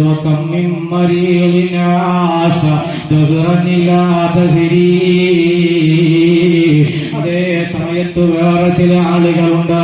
നമ്മളിൽ പലരും ഇന്ന് മരിക്കും, നാളെ മരിക്കും, മറ്റന്നാൾ മരിക്കും എന്നിങ്ങനെ പ്രതീക്ഷിച്ച് കാത്തിരിക്കുന്ന, വർഷങ്ങളായി രോഗശയ്യയിൽ കിടക്കുന്ന ചിലര് അവര് വീണ്ടും വീണ്ടും ദീർഘായുസോടെ ജീവിച്ചിരിക്കുന്നു. ഇത് നമ്മൾ കാണുന്ന കാഴ്ചയല്ലയോ. അതുകൊണ്ട് ചിന്തിക്കണേ, ആലോചിക്കണേ, നല്ല തീരുമാനങ്ങൾ എടുക്കണേ. മരണം നമ്മുടെ മുന്നിൽ ഏത് നിമിഷവും വരാം. ആ മരണം നമ്മിലേക്ക് കടന്നു വരുമ്പോൾ അല്ലാഹു പൊരുത്തപ്പെട്ട മാർഗത്തിൽ മരിക്കാൻ നമുക്ക് കഴിയണം. പുഞ്ചിരിയോടെ മരിക്കാൻ കഴിയണം. നല്ല നിലക്കതിനെ സ്വീകരിക്കാൻ കഴിയണം. ഈമാനോടെയുള്ള മരണം സാധ്യമാകണം. അതിനുവേണ്ടിയുള്ള പ്രവർത്തനങ്ങളാണ് നമ്മൾ നടത്തേണ്ടത്. നിങ്ങൾ കണ്ടില്ലേ, മഹാനായ സയ്യിദുനാ അലി ഇബ്നു അബീ ത്വാലിബ് റളിയല്ലാഹു അൻഹു, ബഹുമാനപ്പെട്ടവര് ഹബീബായ മുഹമ്മദ് മുസ്തഫ സല്ലല്ലാഹു അലൈഹി വസല്ലമ തങ്ങളുടെ പ്രിയപ്പെട്ട മകളായ ഫാത്തിമ ബീവിയുടെ ഭർത്താവാണ്. ഇസ്ലാമിക റിപ്പബ്ലിക്കിന്റെ 4ാമത്തെ ഖലീഫയാണ്. കുട്ടികളുടെ കൂട്ടത്തിൽ നിന്ന് തുടക്കകാലത്ത് ആദ്യമായി ഇസ്ലാം സ്വീകരിച്ച വ്യക്തി അലി ഇബ്നു അബീ ത്വാലിബാണ് റളിയല്ലാഹു അൻഹു. ബഹുമാനപ്പെട്ടവര് അതാ മരണശയ്യയിൽ കിടക്കുമ്പോൾ ശത്രുവിന്റെ കുത്തേറ്റുകൊണ്ട്, അതേ വിഷം പുരട്ടിയ കടാര കൊണ്ടുള്ള കുത്തേറ്റ് മരണാസന്നനായി കിടക്കുമ്പോൾ അലിയാര് തങ്ങളുടെ ചുറ്റുവട്ടം എല്ലാവരും കൂടിയിട്ടുണ്ട്. വേണ്ടപ്പെട്ടവർക്ക് ഒരുമിച്ചിട്ടുണ്ട്. എല്ലാവരും കൂടി നിൽക്കുന്ന സമയത്ത് അതാ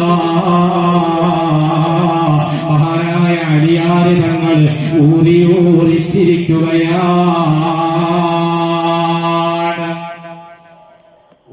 ഊരിച്ചിരിക്കുകയാണ്. മരണത്തെ മുന്നിൽ കാണുന്ന സമയമാണ്. വിഷം പുരട്ടിയ കടാരയാണ് കയറിയിട്ടുള്ളത്. കുറഞ്ഞ സമയത്തിനുള്ളിൽ മരണപ്പെടുമെന്നത് ഉറപ്പാണ്. എല്ലാവരും ചുറ്റും കൂടിയിട്ട് കരയുകയാണ്, വിഷമത്തോടെ കാത്തിരിക്കുകയാണ്. എല്ലാവരും വളരെ സങ്കടത്തിലാണ്. ആ സമയത്താണ് അലിയാര് തങ്ങൾ ചിരിക്കുന്നത്. ചോദിച്ചു, തങ്ങളെ, ഞങ്ങളൊക്കെ അങ്ങയുടെ അവസ്ഥയിൽ വല്ലാതെ വിഷമിച്ചിരിക്കുമ്പോൾ, ഞങ്ങൾ സങ്കടപ്പെടുമ്പോൾ അങ്ങ് ഇത്തരത്തിൽ കരയാനുള്ള, ചിരിക്കാനുള്ള, പുഞ്ചിരിക്കാനുള്ള കാരണം എന്താണ്? ബഹുമാനപ്പെട്ടവരോട് ചോദിച്ചപ്പോ മഹാനായ അലിയാര് തങ്ങൾ പറയുകയാണ്, അതെ, സന്തോഷം വരുമ്പോ പിന്നെ കരയാൻ പറ്റുമോ?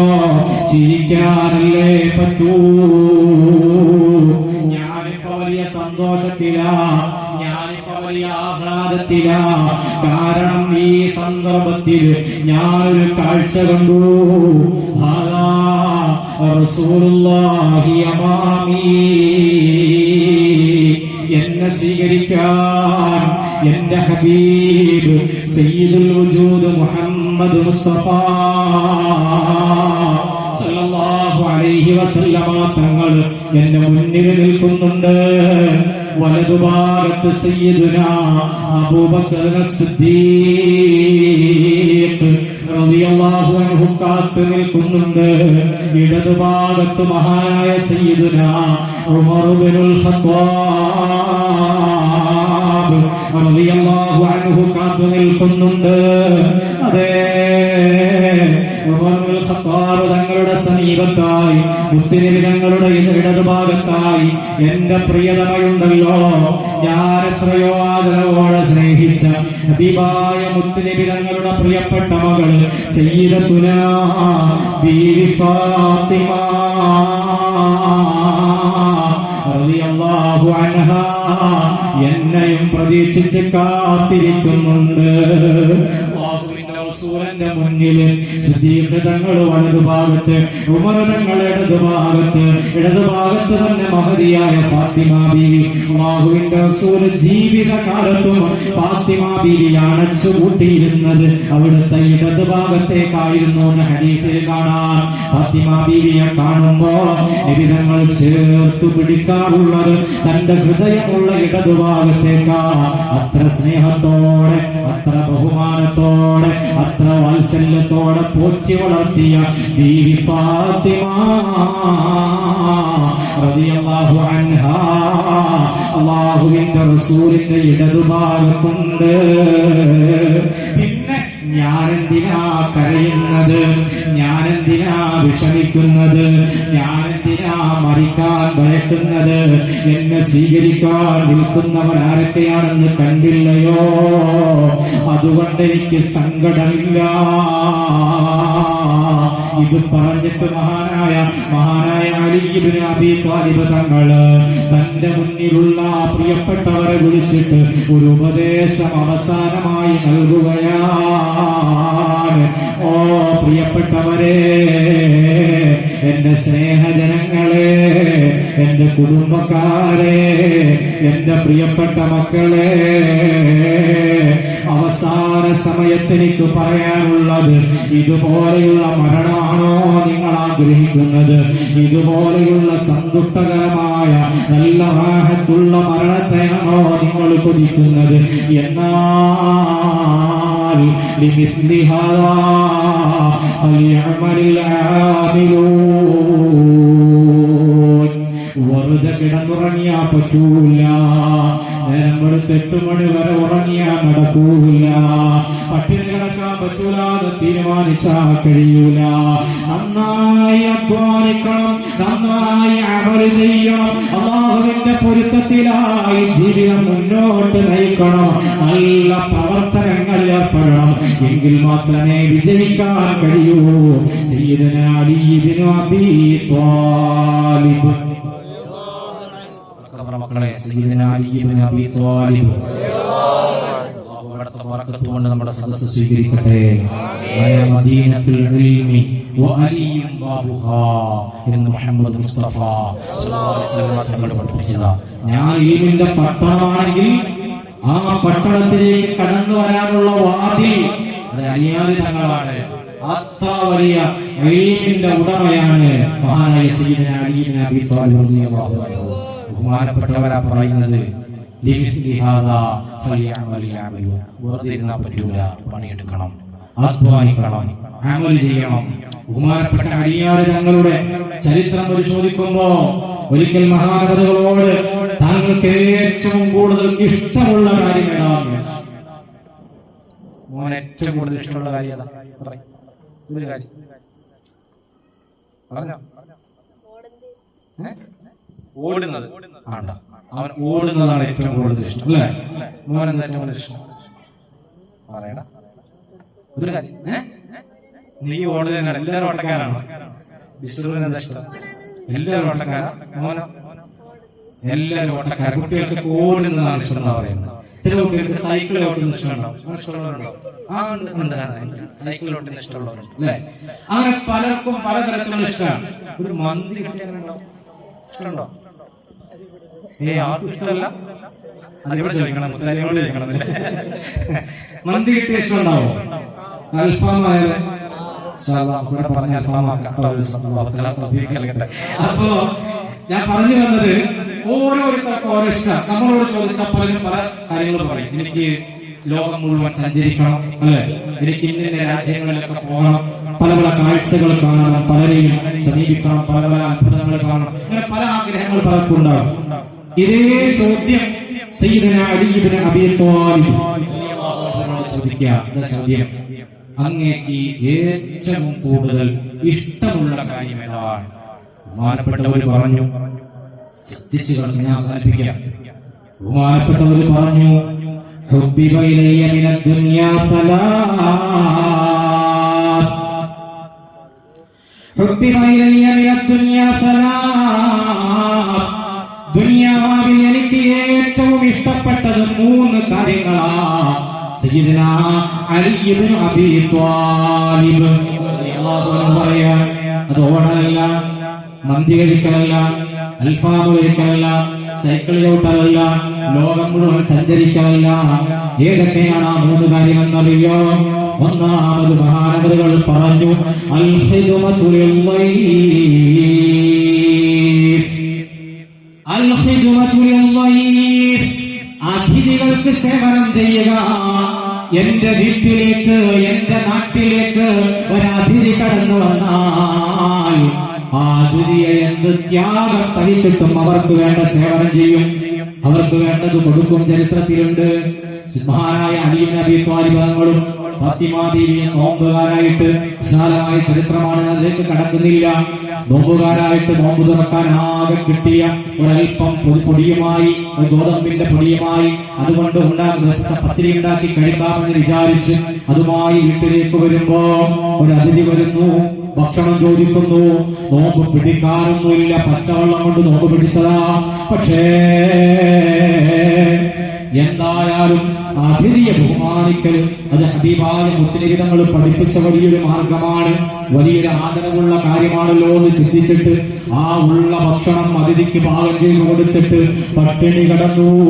മഹാനായ സയ്യിദുനാ അലി ഇബ്നു അബീ ത്വാലിബ് അവിടുത്തെ പ്രിയപ്പെട്ട ഭാര്യയും റളിയല്ലാഹു അൻഹുമാ. അൽ ഖിദ്മതു ലിൽ-ളൈഫ്, അതിഥികൾക്ക് നന്നായി ഖിദ്മത്തെടുക്കുന്ന ആള്.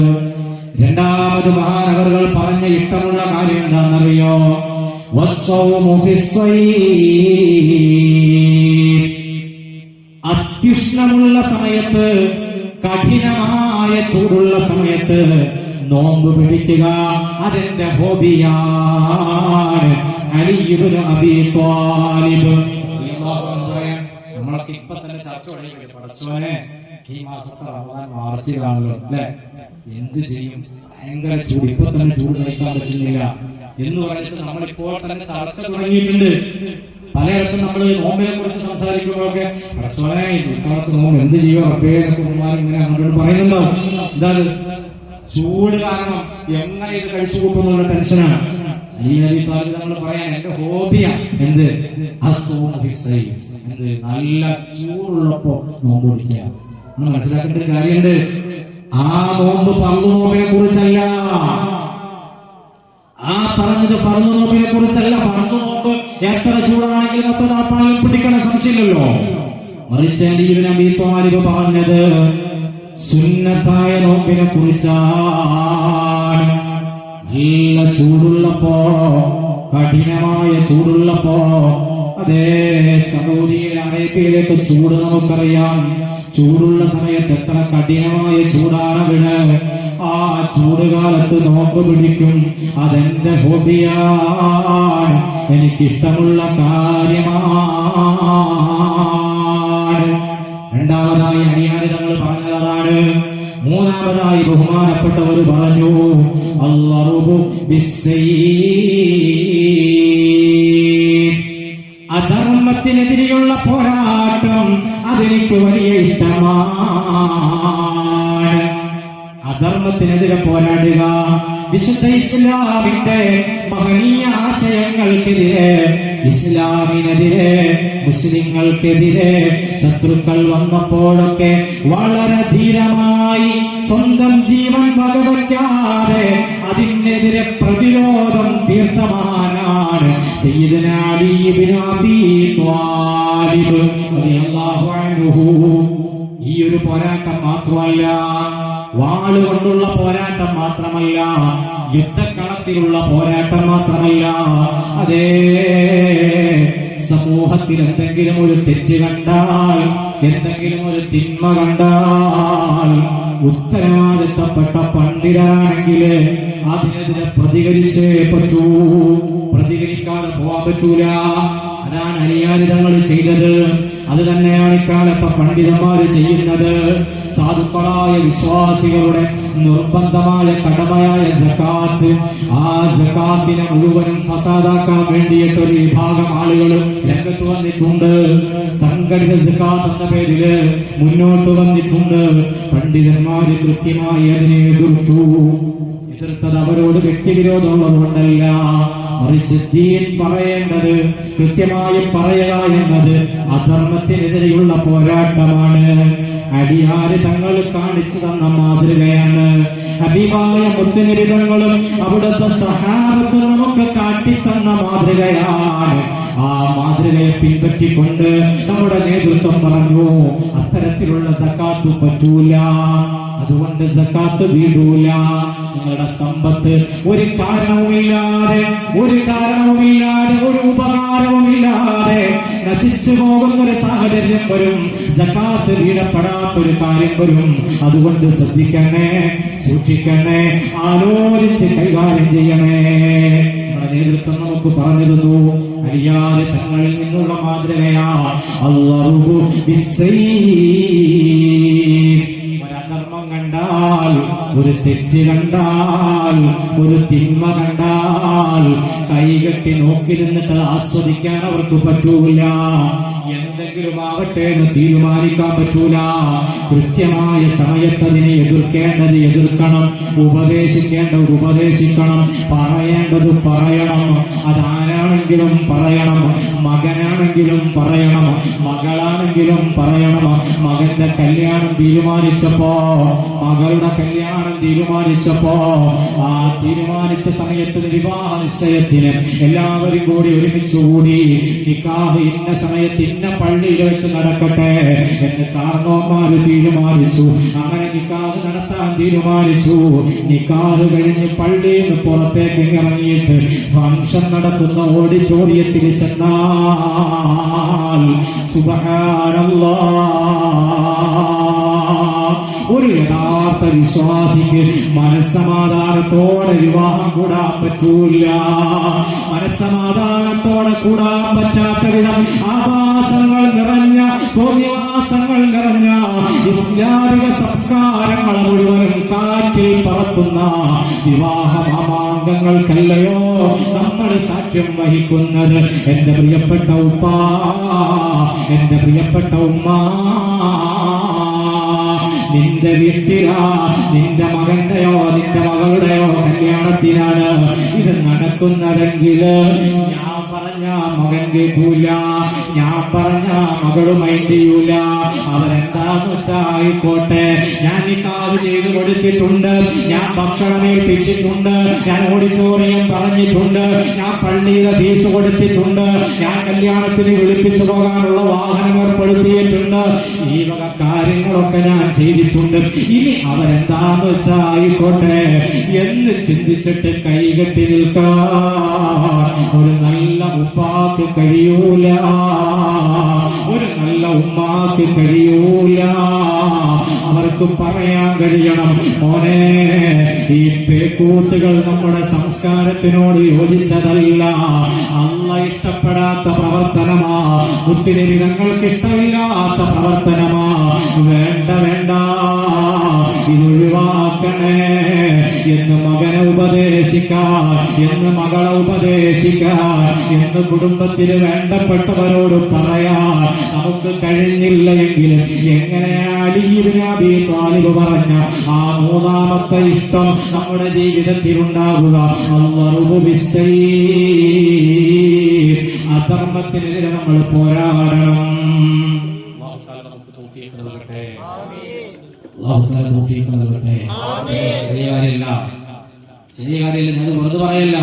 വിവാഹത്തിന്റെ സദസ്സുകളൊക്കെ നമുക്ക് കയറി ചെല്ലാൻ പോലും മടി തോന്നുന്ന അവസ്ഥയിലേക്ക് വാപ്പയും ഉമ്മയൊക്കെ വലിയ ഹജ്ജ് ചെയ്ത ഹാജിയാക്കന്മാരും ഹജ്ജുമാരൊക്കെയാണ്.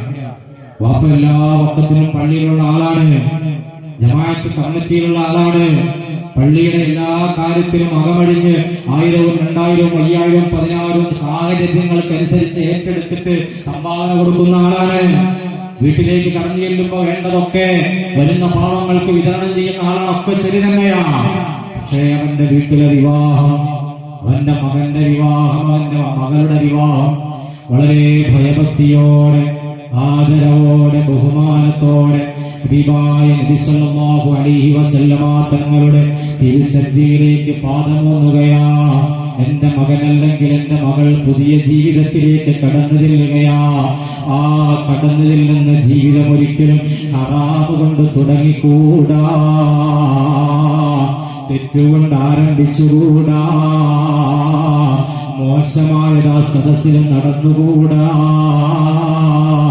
എന്ന് തീരുമാനിക്കാൻ ആർജവമുള്ള ഉപ്പമാർക്ക് കഴിയണം, ആർജവമുള്ള ഉമ്മമാർക്ക് കഴിയണം, കുടുംബത്തിലെ കാർന്നവന്മാർക്ക് കഴിയണം. ആ നിലയ്ക്ക് നമ്മുടെ സദസ്സുകളെ ക്രമീകരിക്കണം. ഹയാ ഉയർത്തപ്പെട്ടു പോയ കാലമാ, യാതൊരു ലജ്ജയുമില്ലാത്ത കാലമാ. ഏത് രൂപത്തിൽ എന്തും ചെയ്യാമെന്ന് ജനങ്ങൾ വിചാരിച്ചിരിക്കുന്ന കാലമാ. എന്ത് തെമ്മാടിത്തരം ചെയ്താലും സപ്പോർട്ട് ചെയ്യാൻ ആളുകളുള്ള കാലമാ. ഇസ്ലാമിക സംസ്കാരത്തിന് എതിരായ പ്രവർത്തനമാണോ ചെയ്തത്, അതാരെങ്കിലും വിമർശിച്ചാൽ തന്നെ, ഏതെങ്കിലും പണ്ഡിതനതിനെതിരെ പറഞ്ഞാൽ തന്നെ ആ പണ്ഡിതനെ തേജോവധം ചെയ്യാൻ ആയിരക്കണക്കിന് ആളുകളുള്ള കാലമാ. ശരി തന്നെയാ. പക്ഷേ സ്വന്തം മനസാക്ഷിയോട് ചോദിച്ചിട്ട് നമ്മുടെ ജീവിതം നമുക്ക് ചിട്ടപ്പെടുത്താൻ കഴിഞ്ഞില്ലെങ്കിൽ ഖാലിഖായ റാസിഖായ റബ്ബിന്റെ മുന്നിൽ സമാധാനം പറയണ്ടയോ, മരിച്ചവിടേക്ക് ചെല്ലണ്ടയോ, അല്ലാഹുവിന്റെ മുന്നിൽ വിചാരണയ്ക്കായി നിൽക്കണ്ടയോ? ആലോചിക്കണേ പ്രിയപ്പെട്ടവരെ. അല്ലാഹു നല്ല നിരക്കുള്ള ജീവിതം നമുക്കെല്ലാവർക്കും നൽകി അനുഗ്രഹിക്കട്ടെ. പറഞ്ഞു വന്നത് മരണം നല്ല മരണമായി മാറണം. അഴിയാളിതങ്ങൾ മരിച്ചതുപോലെ നല്ല മരണമായി നമുക്ക് മാറണം. നല്ല മരണവുമായി അല്ലാഹുവിന്റെ മുന്നിലേക്ക് കടന്നു ചെല്ലാൻ നമുക്ക് കഴിയണം. ബിലാലിന്റെ അബാഹിതങ്ങളുടെ ചരിത്രത്തിലും ഇതുപോലെയുള്ളൊരു സംഭവം കാണാം. ബഹുമാനപ്പെട്ടവര് മർഹബൻ ബിൽ മൗത്ത് വമർഹബൻ ബിമാ ബഅദൽ മൗത്ത് വദന്നൽ അൽഹിബാ ഹബീബി മുഹമ്മദാ വഹിബാഹു. മരണാസന്നനായി കിടക്കുമ്പോ ബിലാൽ തങ്ങൾ പറഞ്ഞ വാചകങ്ങളാ, പടച്ചോനെ മർഹബൻ ബിൽ മൗത്ത്, മരണമേ നിനക്ക് സ്വാഗതം. മരണത്തിന് സ്വാഗതം മോദി കിടക്കുകയാ. മരണശേഷമുള്ള ജീവിതമേ നിനക്ക് സ്വാഗതം. ഞാൻ അതിലേക്ക് റെഡിയാ, ഞാൻ ഒരുങ്ങിയിരിക്കുകയാ, ഞാൻ തയ്യാറായിരിക്കുകയാ. വദൻ അൽഖൽ അഹിബ്ബാ ഹബീബി മുഹമ്മദാ വഅഹിബ്ബാഹു. നാളെ ഞാൻ എന്റെ ഹബീബിനെ കാണും, നാളെ ഞാൻ എന്റെ ഹബീബായ തങ്ങളെ കാണും. അവിടുത്തെ പൂമുഖം എനിക്ക് കാണാൻ കഴിയും. അവിടുത്തെ സുഹൃത്തുക്കളായ എനിക്ക് മുമ്പ് വിട പറഞ്ഞു പോയ മഹാരഥന്മാരായ സഹാബത്തിനെ എനിക്ക് കാണാൻ പറ്റും. ഈ ചിന്തയോടെ പുഞ്ചിരിച്ചുകൊണ്ട് മരണത്തെ നേരിട്ട മഹാനായ സയ്യിദുനാ ബിലാൽ ഇബ്നു റബാഹ് റളിയല്ലാഹു അൻഹു. അല്ലാഹു അവിടുത്തെ ബറക്കത്ത് കൊണ്ട് നമ്മുടെ സദസ്സ് സ്വീകരിക്കട്ടെ. ഇങ്ങനെയുള്ള മഹാന്മാരുടെ മുന്നിലേക്ക് ആ മഹാന്മാര് കിടന്ന സ്വർഗവും ചോദിച്ച് ആ മഹാന്മാര് മുത്തുനിബിതങ്ങളുടെ സമീപത്ത് നിൽക്കുമ്പോ ആ സമീപത്ത് ഞങ്ങൾക്കും ഒരു ഇട വേണം, ഒരു അവസരം വേണം, ഒരു സ്ഥാനം വേണം എന്ന് റബ്ബിനോട് തേടിക്കൊണ്ട് ജീവിക്കുന്ന ഒരു പാപികളായ നമ്മൾ എത്ര അമൽ ചെയ്താലാ മതി വരിക? എത്ര അധികം അമലുകൾ ചെയ്താലാ ആ സ്ഥാനത്തേക്ക് നമുക്ക് എത്താൻ പറ്റുക? എത്ര ചെയ്താലും നമുക്ക് എത്താൻ പറ്റൂല. അവരൊക്കെ വലിയ മർത്തബകളിലുള്ള ആളുകളായി, അവരുടെ ഒരു ചാരയായി, അവരുടെ ഓരത്തായി, അവരുടെ കുറച്ചടുത്തായി നാളെ സ്വർഗത്തിൽ ഒരുമിക്കാൻ അർഹമുർ-റഹീമായ റബ്ബ് നമുക്ക് തൗഫീഖ് നൽകി അനുഗ്രഹിക്കട്ടെ. പ്രിയപ്പെട്ട ഉമ്മ, പ്രിയപ്പെട്ട സഹോദരാ, ഈമാനോടെ മരിക്കാൻ കഴിഞ്ഞില്ലെങ്കിലും നല്ല നിലയ്ക്ക് ഈ ഭൂമിയിൽ നിന്ന് വിട പറയാൻ കഴിഞ്ഞില്ലെങ്കിലും നമുക്ക് യാതൊരു വിലയുമില്ല. നമുക്കൊരു നായയുടെ വില പോലുമില്ല. നിങ്ങൾ കണ്ടില്ലയോ ഹബീബായ മുത്തുനബി തങ്ങൾ ഉവൈസുൽ ഖർനി റളിയല്ലാഹു അൻഹു എന്ന മഹാനെ കുറിച്ച് അവിടുത്തെ സ്വഹാബത്തിനെ പറഞ്ഞേൽപ്പിച്ചില്ലേ? നിങ്ങളെങ്ങാനും ഉവൈസുൽ ഖർനിയെ കണ്ടാൽ ദുആ ചെയ്യാൻ പറയണേ എന്ന് അല്ലാഹുവിന്റെ റസൂൽ പറഞ്ഞേൽപ്പിച്ച വലിയ മഹത്വത്തിന്റെ ഉടമയല്ലയോ മഹാനായ സയ്യിദുനാ ഉവൈസുൽ ഖർനി റളിയല്ലാഹു അൻഹു.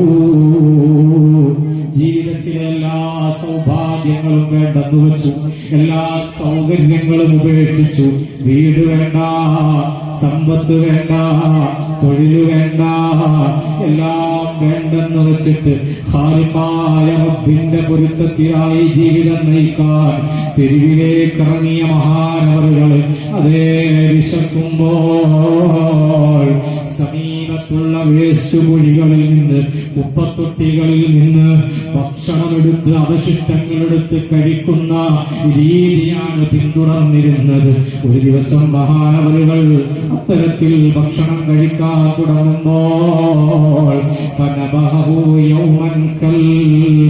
ഒരു നായ മഹാനവറുകളുടെ നേരെ കുരച്ചങ്ങ് ചാടുകയാണ്. ഒരു നായ കുരച്ച് ചാടാൻ ഒരു കുപ്പത്തൊട്ടിയിൽ മറ്റുള്ളവർ കഴിച്ചിട്ടിട്ട് പോയ ഭക്ഷണത്തിന്റെ അവശിഷ്ടങ്ങളിൽ നിന്ന് വല്ലതും കിട്ടിയാൽ അത് ശേഖരിച്ച് കഴിക്കണം. അതിനു വേണ്ടിയിട്ട് അവിടെ ഇങ്ങനെ തെരഞ്ഞുകൊണ്ടിരിക്കുമ്പോ ഒരു നായ കുരച്ചുകൊണ്ട് പെട്ടെന്ന് മഹാനവറുകളുടെ മുന്നിലേക്ക് ചാടി.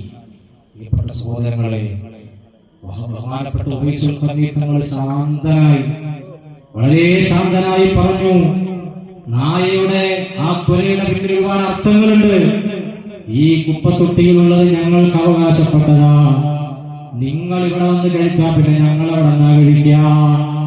ഈ ഒരു മനോഭാവത്തോടെ നായ ചാടി വീണപ്പോൾ മഹാനവറുകൾ ആ നായയോട് പറഞ്ഞു, കുൽ മിമ്മാ യലീക് വനാകുലു മിമ്മാ യലീനി.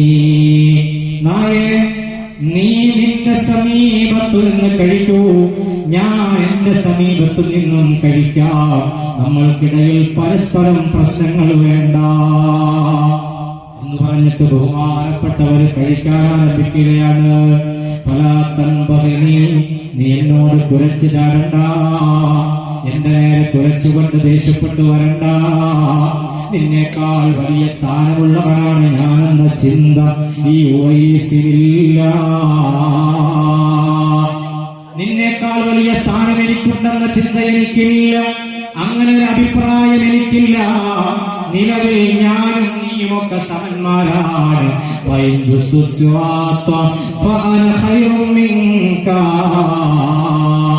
അതേ ലോകത്തെ വിചാരണകളൊക്കെ കഴിഞ്ഞ് സിറാത്തുൽ മുസ്തഖീം എന്ന പാലം ഞാൻ വിട്ടുകടന്നാൽ അപ്പോൾ ഞാൻ പറയാം ഞാൻ നിന്നേക്കാൾ ഖൈറാണെന്ന്. ഇനി അങ്ങനെ സിറാത്തുൽ മുസ്തഖീം എന്ന പാലം വിട്ടുകിടക്കാൻ ഈ പാവപ്പെട്ട ഉവൈസിന് കഴിഞ്ഞില്ലേ എങ്കിൽ വഅൻത ഖൈറുൻ മിന്നീ, നീ എന്നേക്കാൾ ഖൈറായവനാണ്. ആ നായയോട് പറയുന്നു, ആരിഫീങ്ങളുടെ നേതാവ്, ഔലിയാക്കൾ പ്രമുഖനായ സാഹിദായ മഹാനായ സയ്യിദുനാ ഉവൈസുൽ ഖർനി റളിയല്ലാഹു അൻഹു. ദുനിയാവിൽ നമ്മൾ നായേക്കാളും അല്ലെങ്കിൽ അതിനോട് സമമാണ്. ആഖിറത്തിൽ വിജയിക്കാൻ നമുക്ക് പറ്റിയില്ലെങ്കിൽ കൂനു തുറാബാന്ന് ആ മൃഗങ്ങളോടൊക്കെ പറയും. എല്ലാ മൃഗങ്ങളോടും കൂനു തുറാബ, നിങ്ങൾ മണ്ണായി പോയി പോകുന്നു പറയും. അവർക്ക് ശിക്ഷയില്ല. നമ്മുടെ അവസ്ഥ അതല്ല. തെറ്റ് ചെയ്താൽ നമ്മൾ നരകത്തിലാണ്. തെറ്റ് ചെയ്താൽ നമ്മൾ ശിക്ഷ അനുഭവിക്കേണ്ടി വരും. കഠിനമായ നരകത്തിന്റെ ചൂടിൽ കിടന്ന് വെന്തുരുകേണ്ടി വരും. ഫശാരിബൂന അലൈഹി മിനൽ ഹമീം ഫശാരിബൂന ശുബൽ ഹീം. ഹമീം എന്ന് പറയുന്ന തിളച്ചു മറയുന്ന നരകത്തിലെ ആളുകളുടെ വിയർപ്പിൽ നിന്ന് ഉത്ഭവിക്കുന്ന ഏറ്റവും വലിയ ദുർഗന്ധമുള്ള വെള്ളം നമ്മെ കൊണ്ട് കുടിപ്പിക്കപ്പെടും. അല്ലാഹു നമ്മളെ കാത്തുരക്ഷിക്കട്ടെ. നമ്മുടെ അവസ്ഥ വിജയിച്ചില്ലെങ്കിൽ, സിറാത്തുൽ മുസ്തഖീം എന്ന പാലം കടന്നില്ലെങ്കിൽ നമ്മുടെ അവസ്ഥ പരിതാപകരമാ. നായയുടെ കാര്യം അങ്ങനെയല്ല, മറ്റ് ജീവജാലങ്ങളെ അങ്ങനെയല്ല. അവരോടൊക്കെ നിങ്ങളൊക്കെ മണ്ണായി പോയിക്കോന്ന് പറയും. നമ്മളോട് പറയൂല. അല്ലാഹു തആല കാത്തുരക്ഷിക്കട്ടെ. പ്രിയപ്പെട്ടവരെ, അവസാനിപ്പിക്കുകയാണ്. മരണത്തെ കുറിച്ചുള്ള ചിന്ത നമ്മുടെ ഖൽബിൽ വരണം. അങ്ങനെ ഖൽബിലേക്ക് വന്നിട്ട് റമദാനിലേക്ക് നമ്മൾ ഒരുങ്ങണം. ഏത് നിമിഷവും മരിക്കാനുള്ളതാണെന്ന ബോധ്യം നമുക്ക് വേണം. പ്രായം തടസ്സമല്ല, ആരോഗ്യം തടസ്സമല്ല, നമ്മുടെ സമ്പത്ത് തടസ്സമല്ല, ഒന്നും തടസ്സമല്ല. ഏത് നിമിഷവും അല്ലാഹുവിന്റെ വിധിക്ക് കീഴ്പ്പെടണം. തഫക്കർതു ഫീ ദംബി വഅസ്ഖറതു മുഖ്ലതി വഹയ്യജതു അഹ്സാനി വഅസ്ബൽതു ദമഅതി.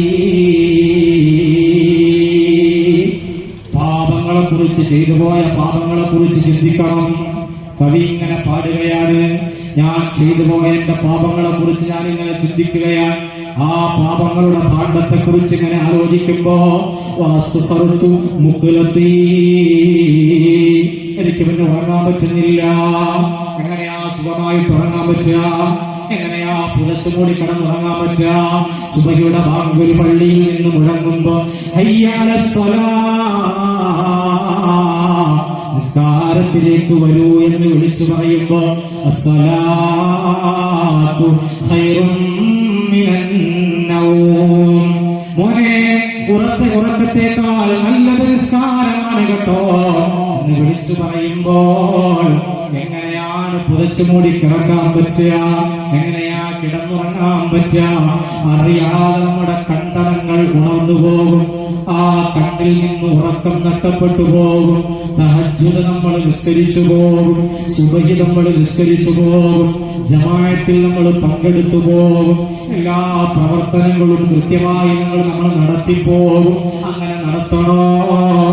നമ്മുടെ ഖൽബിലേക്ക് മരണത്തിന്റെ ചിന്ത വരണം. നമുക്ക് ആരുമില്ല എന്ന ബോധ്യം വരണം.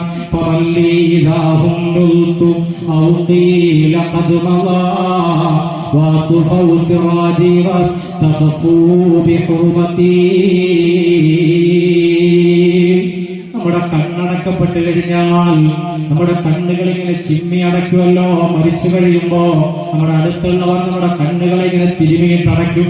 അങ്ങനെ അങ്ങനെ നമ്മുടെ കണ്ണിനെ അടയ്ക്കപ്പെട്ട് കഴിഞ്ഞാൽ ആരാ എനിക്കുള്ളത്? ചിന്തിക്കണേ ഉമ്മ.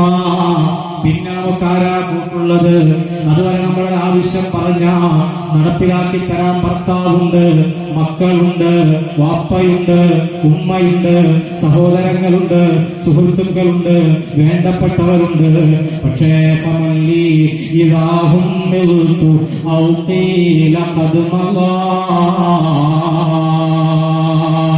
നമ്മുടെ കണ്ണ് ചിമ്മപ്പെട്ട് കഴിഞ്ഞാൽ പിന്നെ ആരാ നമുക്കുള്ളത്? ആലോചിക്കണേ. അതല്ലെങ്കിൽ ദുനിയാവിൽ നിന്ന് ഇന്നയാള് ഇന്ന ദിവസം മരണപ്പെട്ടു പോയി, ഇന്ന സമയത്ത് ഇന്ന പള്ളിയുടെ ഖബർസ്ഥാനിൽ ഖബറടക്കപ്പെടും എന്നിങ്ങനെ പള്ളികളിൽ നിന്ന് വിളിച്ചു പറയപ്പെട്ടാൽ പിന്നെ ആരാ നമുക്കുള്ളത്?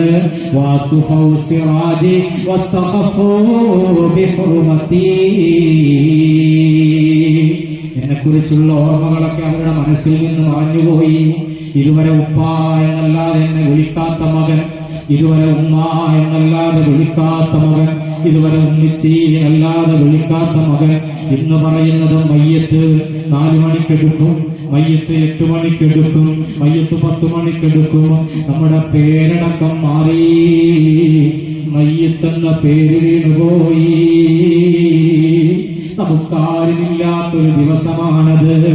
അതേ മിൻ ഫുർശി ഇലാ ലൗഹി മഗ്സലി വജുർരിസ്തു അത്വാബി വബുദ്ദിൽതു കിസ്വതി.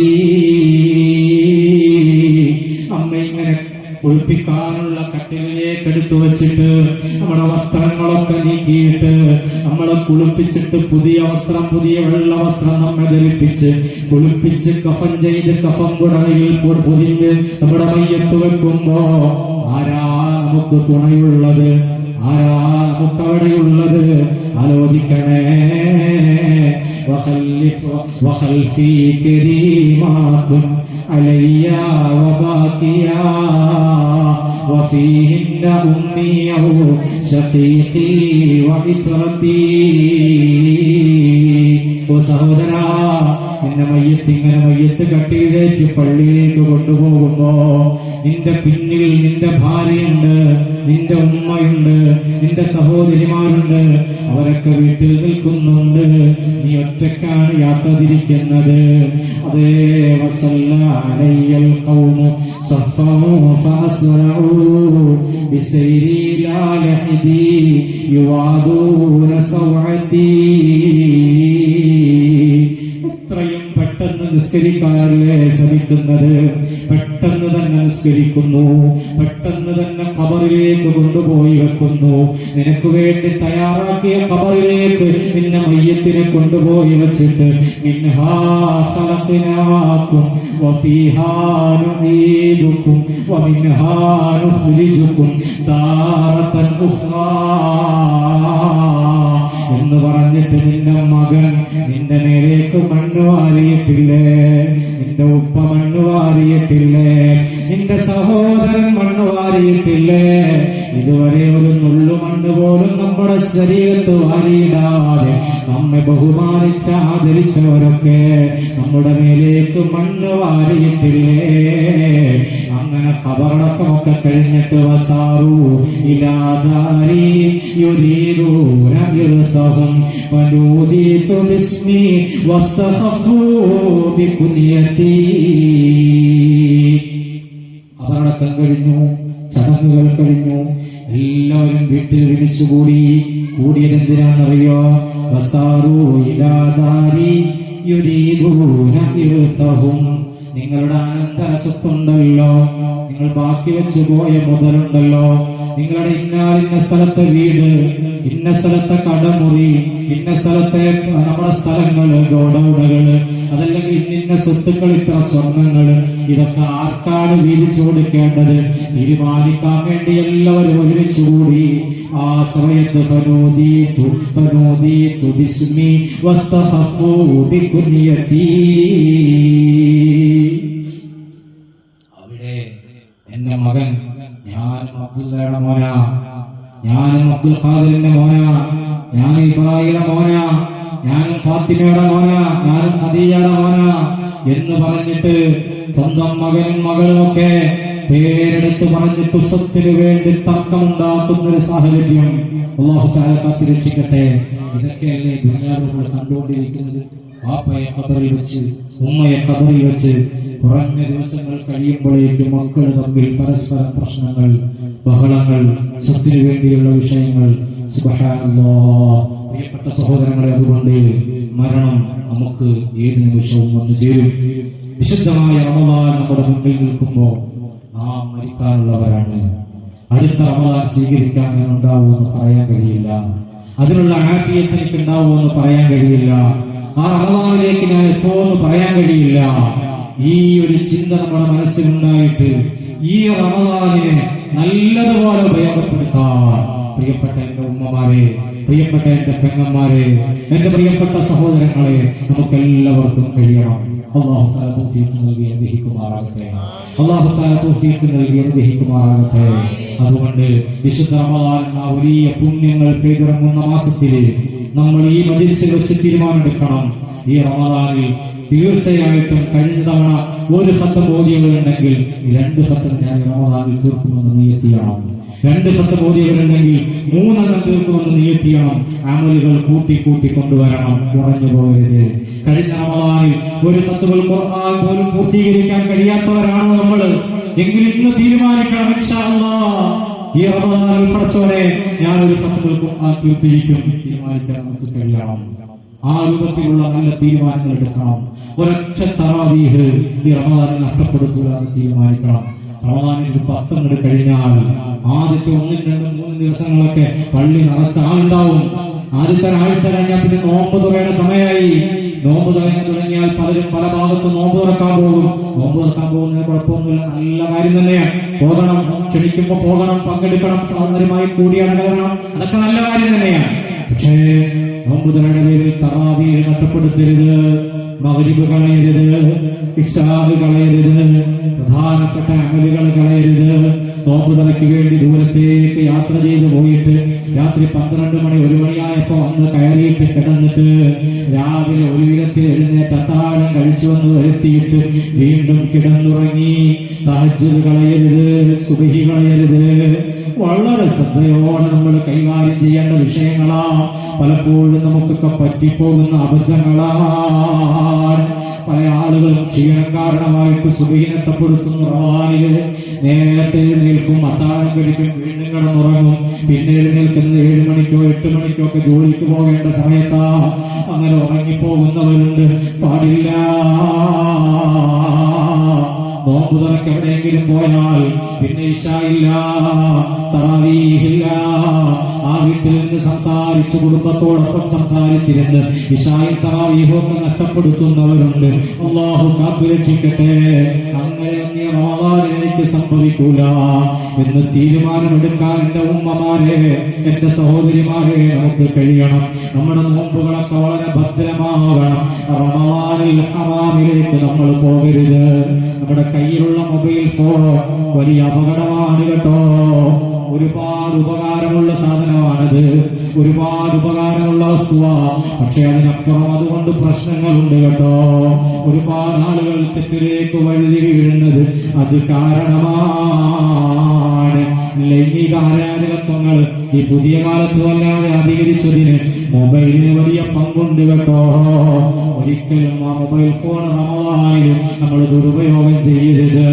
ഒരിക്കലും ദുരുപയോഗം ചെയ്യരുത്. റമദാനിൽ പ്രത്യേകിച്ചും ചെയ്യരുത്. നമ്മുടെ കണ്ണുകൊണ്ട് ഒരു ഹറാമ് നോക്കുന്ന അവസ്ഥ റമദാനിൽ ഉണ്ടാകരുത്. നമ്മുടെ ചെവി കൊണ്ട് ഒരു ഹറാമ് കേൾക്കുന്ന അവസ്ഥ റമദാനിൽ ഉണ്ടാകരുത്.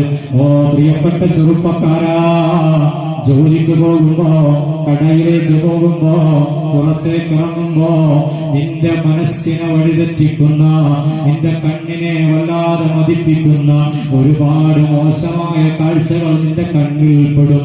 കണ്ണ് ചിമ്മണേ. അല്ലാഹ് തന്ന കണ്ണ് ഹറാമ് കാണാനുള്ള കണ്ണല്ല. അല്ലാഹ് തന്ന ചെവി ഹറാം കേൾക്കാറുള്ള ചെവിയല്ല. അല്ലാഹ് തന്ന നാവ് ഹറാം സംസാരിക്കാനുള്ളതല്ല. റമദാനിൽ നാവിനെ വല്ലാതെ സൂക്ഷിക്കണം.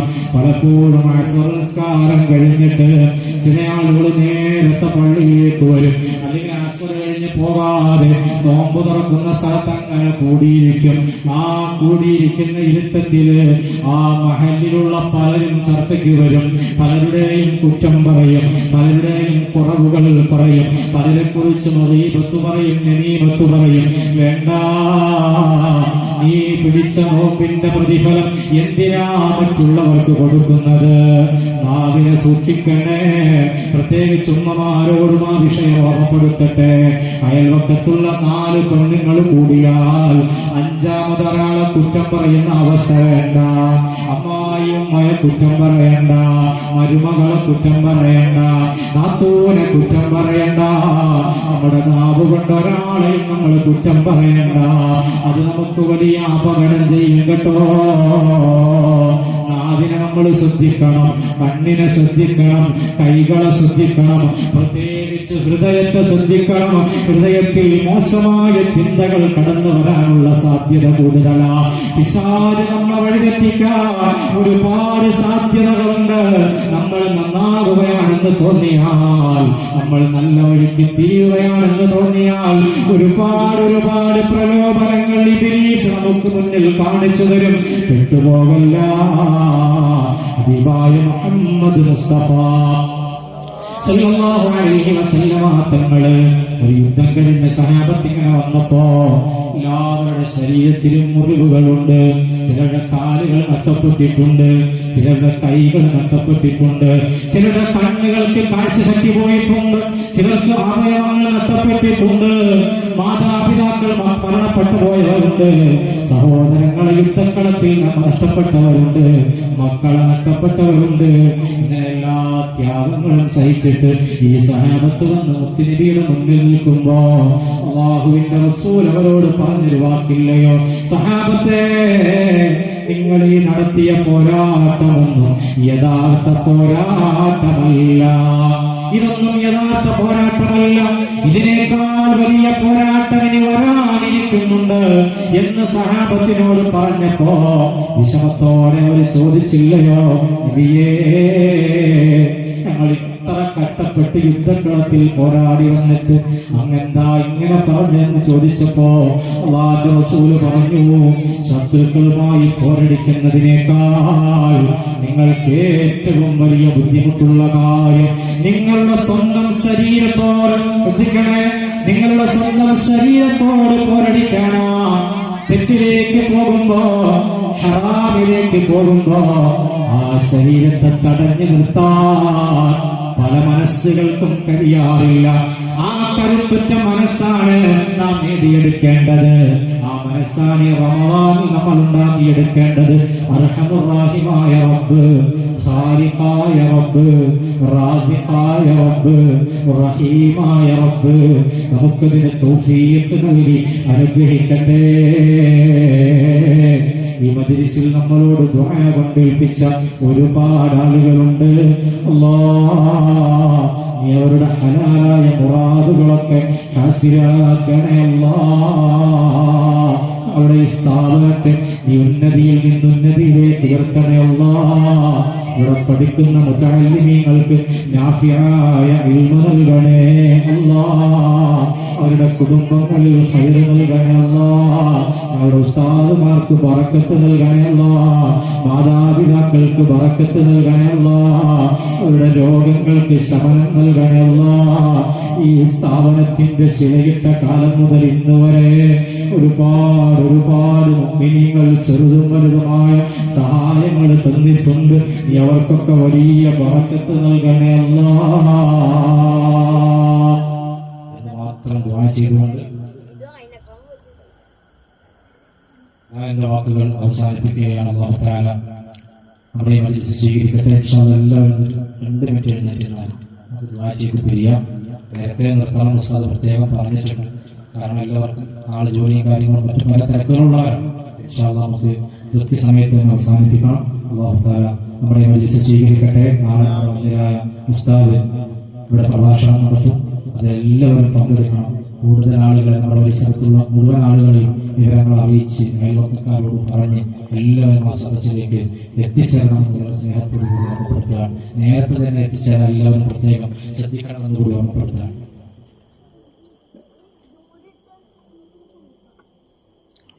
നമ്മുടെ ഈ മഹത്തായ സ്ഥാപനം നമുക്കെല്ലാവർക്കും അറിയാം. ഒരുപാട് ആളുകളുടെ സഹായമുണ്ട്. നാടിന്റെ നാനാഭാഗത്തുള്ള ഒരുപാട് പാവപ്പെട്ട ആളുകളുടെ സഹായം കൊണ്ട് തന്നെയാണ് ഈ സ്ഥാപനം കാലം അത്രയും മുന്നോട്ട് പോയിട്ടുള്ളത്. അല്ലാഹു തആല അവർക്കൊക്കെ അർഹമായ പ്രതിഫലം നൽകി അനുഗ്രഹിക്കട്ടെ. ധാരാളം മുത്തഅല്ലിമീങ്ങൾ ഇവിടെ നിന്ന് പഠിച്ചിറങ്ങി വിവിധങ്ങളായ ഭാഗങ്ങളിൽ സേവനം ചെയ്തുകൊണ്ടിരിക്കുകയാണ്. ഇന്നലെ പ്രസംഗിച്ച മിദ്‌റാജ് ഉസ്താദും ഇപ്പൊ ഇന്ന് പ്രസംഗിക്കുന്ന ഞാനൊക്കെ ഈ സ്ഥാപനത്തിൽ ഇവിടെ നിങ്ങൾക്ക് ഓർമ്മയുണ്ടാവും. പഴയൊരു ഷെഡ് ഉണ്ടായിരുന്നു, ഷീറ്റ് കൊണ്ട് നിർമ്മിച്ചൊരു ഷെഡ്. ആ ഷെഡിൽ മഴക്കാലൊക്കെ ആയാൽ അവിടെ പലതരത്തിലുള്ള ഇഴജന്തുക്കൾ പോലും കയറി വരുന്നൊരു സാഹചര്യം ഉണ്ടായിരുന്നു. വെയിൽ സമയത്ത് ഭയങ്കര ചൂടുള്ള സന്ദർഭം ഉണ്ടായിരുന്നു. അതൊക്കെ തരണം ചെയ്ത് ആ ഷെഡിൽ പഠനം തുടങ്ങിയ ആളുകളാണ് ഞങ്ങളൊക്കെ. അൽഹംദുലില്ലാ ഇന്ന് പല മഹല്ലുകളിൽ ധാരാളം ആലിമീങ്ങൾ സേവനം ചെയ്തുകൊണ്ടിരിക്കുകയാണ്. നൂറുകണക്കിന് വിദ്യാർത്ഥികൾ മദ്രസയിൽ പഠിപ്പിച്ചുകൊണ്ടിരിക്കുകയാണ്. ഒരുപാട് സ്ഥലങ്ങളിൽ ദീനീ ദഅവത്ത് നടത്തിക്കൊണ്ടിരിക്കുകയാണ്. തീർച്ചയായിട്ടും ഇതിന്റെ തുടക്കം മുതൽ ഇക്കാലം വരെ ഇതിനെ സഹകരിച്ച ആരൊക്കെയുണ്ടോ ഇൽമിന്റെ വലിയൊരു ബറക്കത്തും അത് തന്നെ എല്ലാ കാലത്തും അതിന്റെ പ്രതിഫലം ഇങ്ങനെ എത്തിക്കൊണ്ടേയിരിക്കുമല്ലോ. അപ്പോൾ തീർച്ചയായിട്ടും സഹായിച്ചവർക്ക് അതിന്റെ പ്രതിഫലം ലഭിക്കും. അല്ലാഹു തആല ആ നിലക്ക് പ്രതിഫലം നമുക്കൊക്കെ നൽകി അനുഗ്രഹിക്കുമാറാകട്ടെ എന്ന് മാത്രം ദുആ ചെയ്തുകൊണ്ട്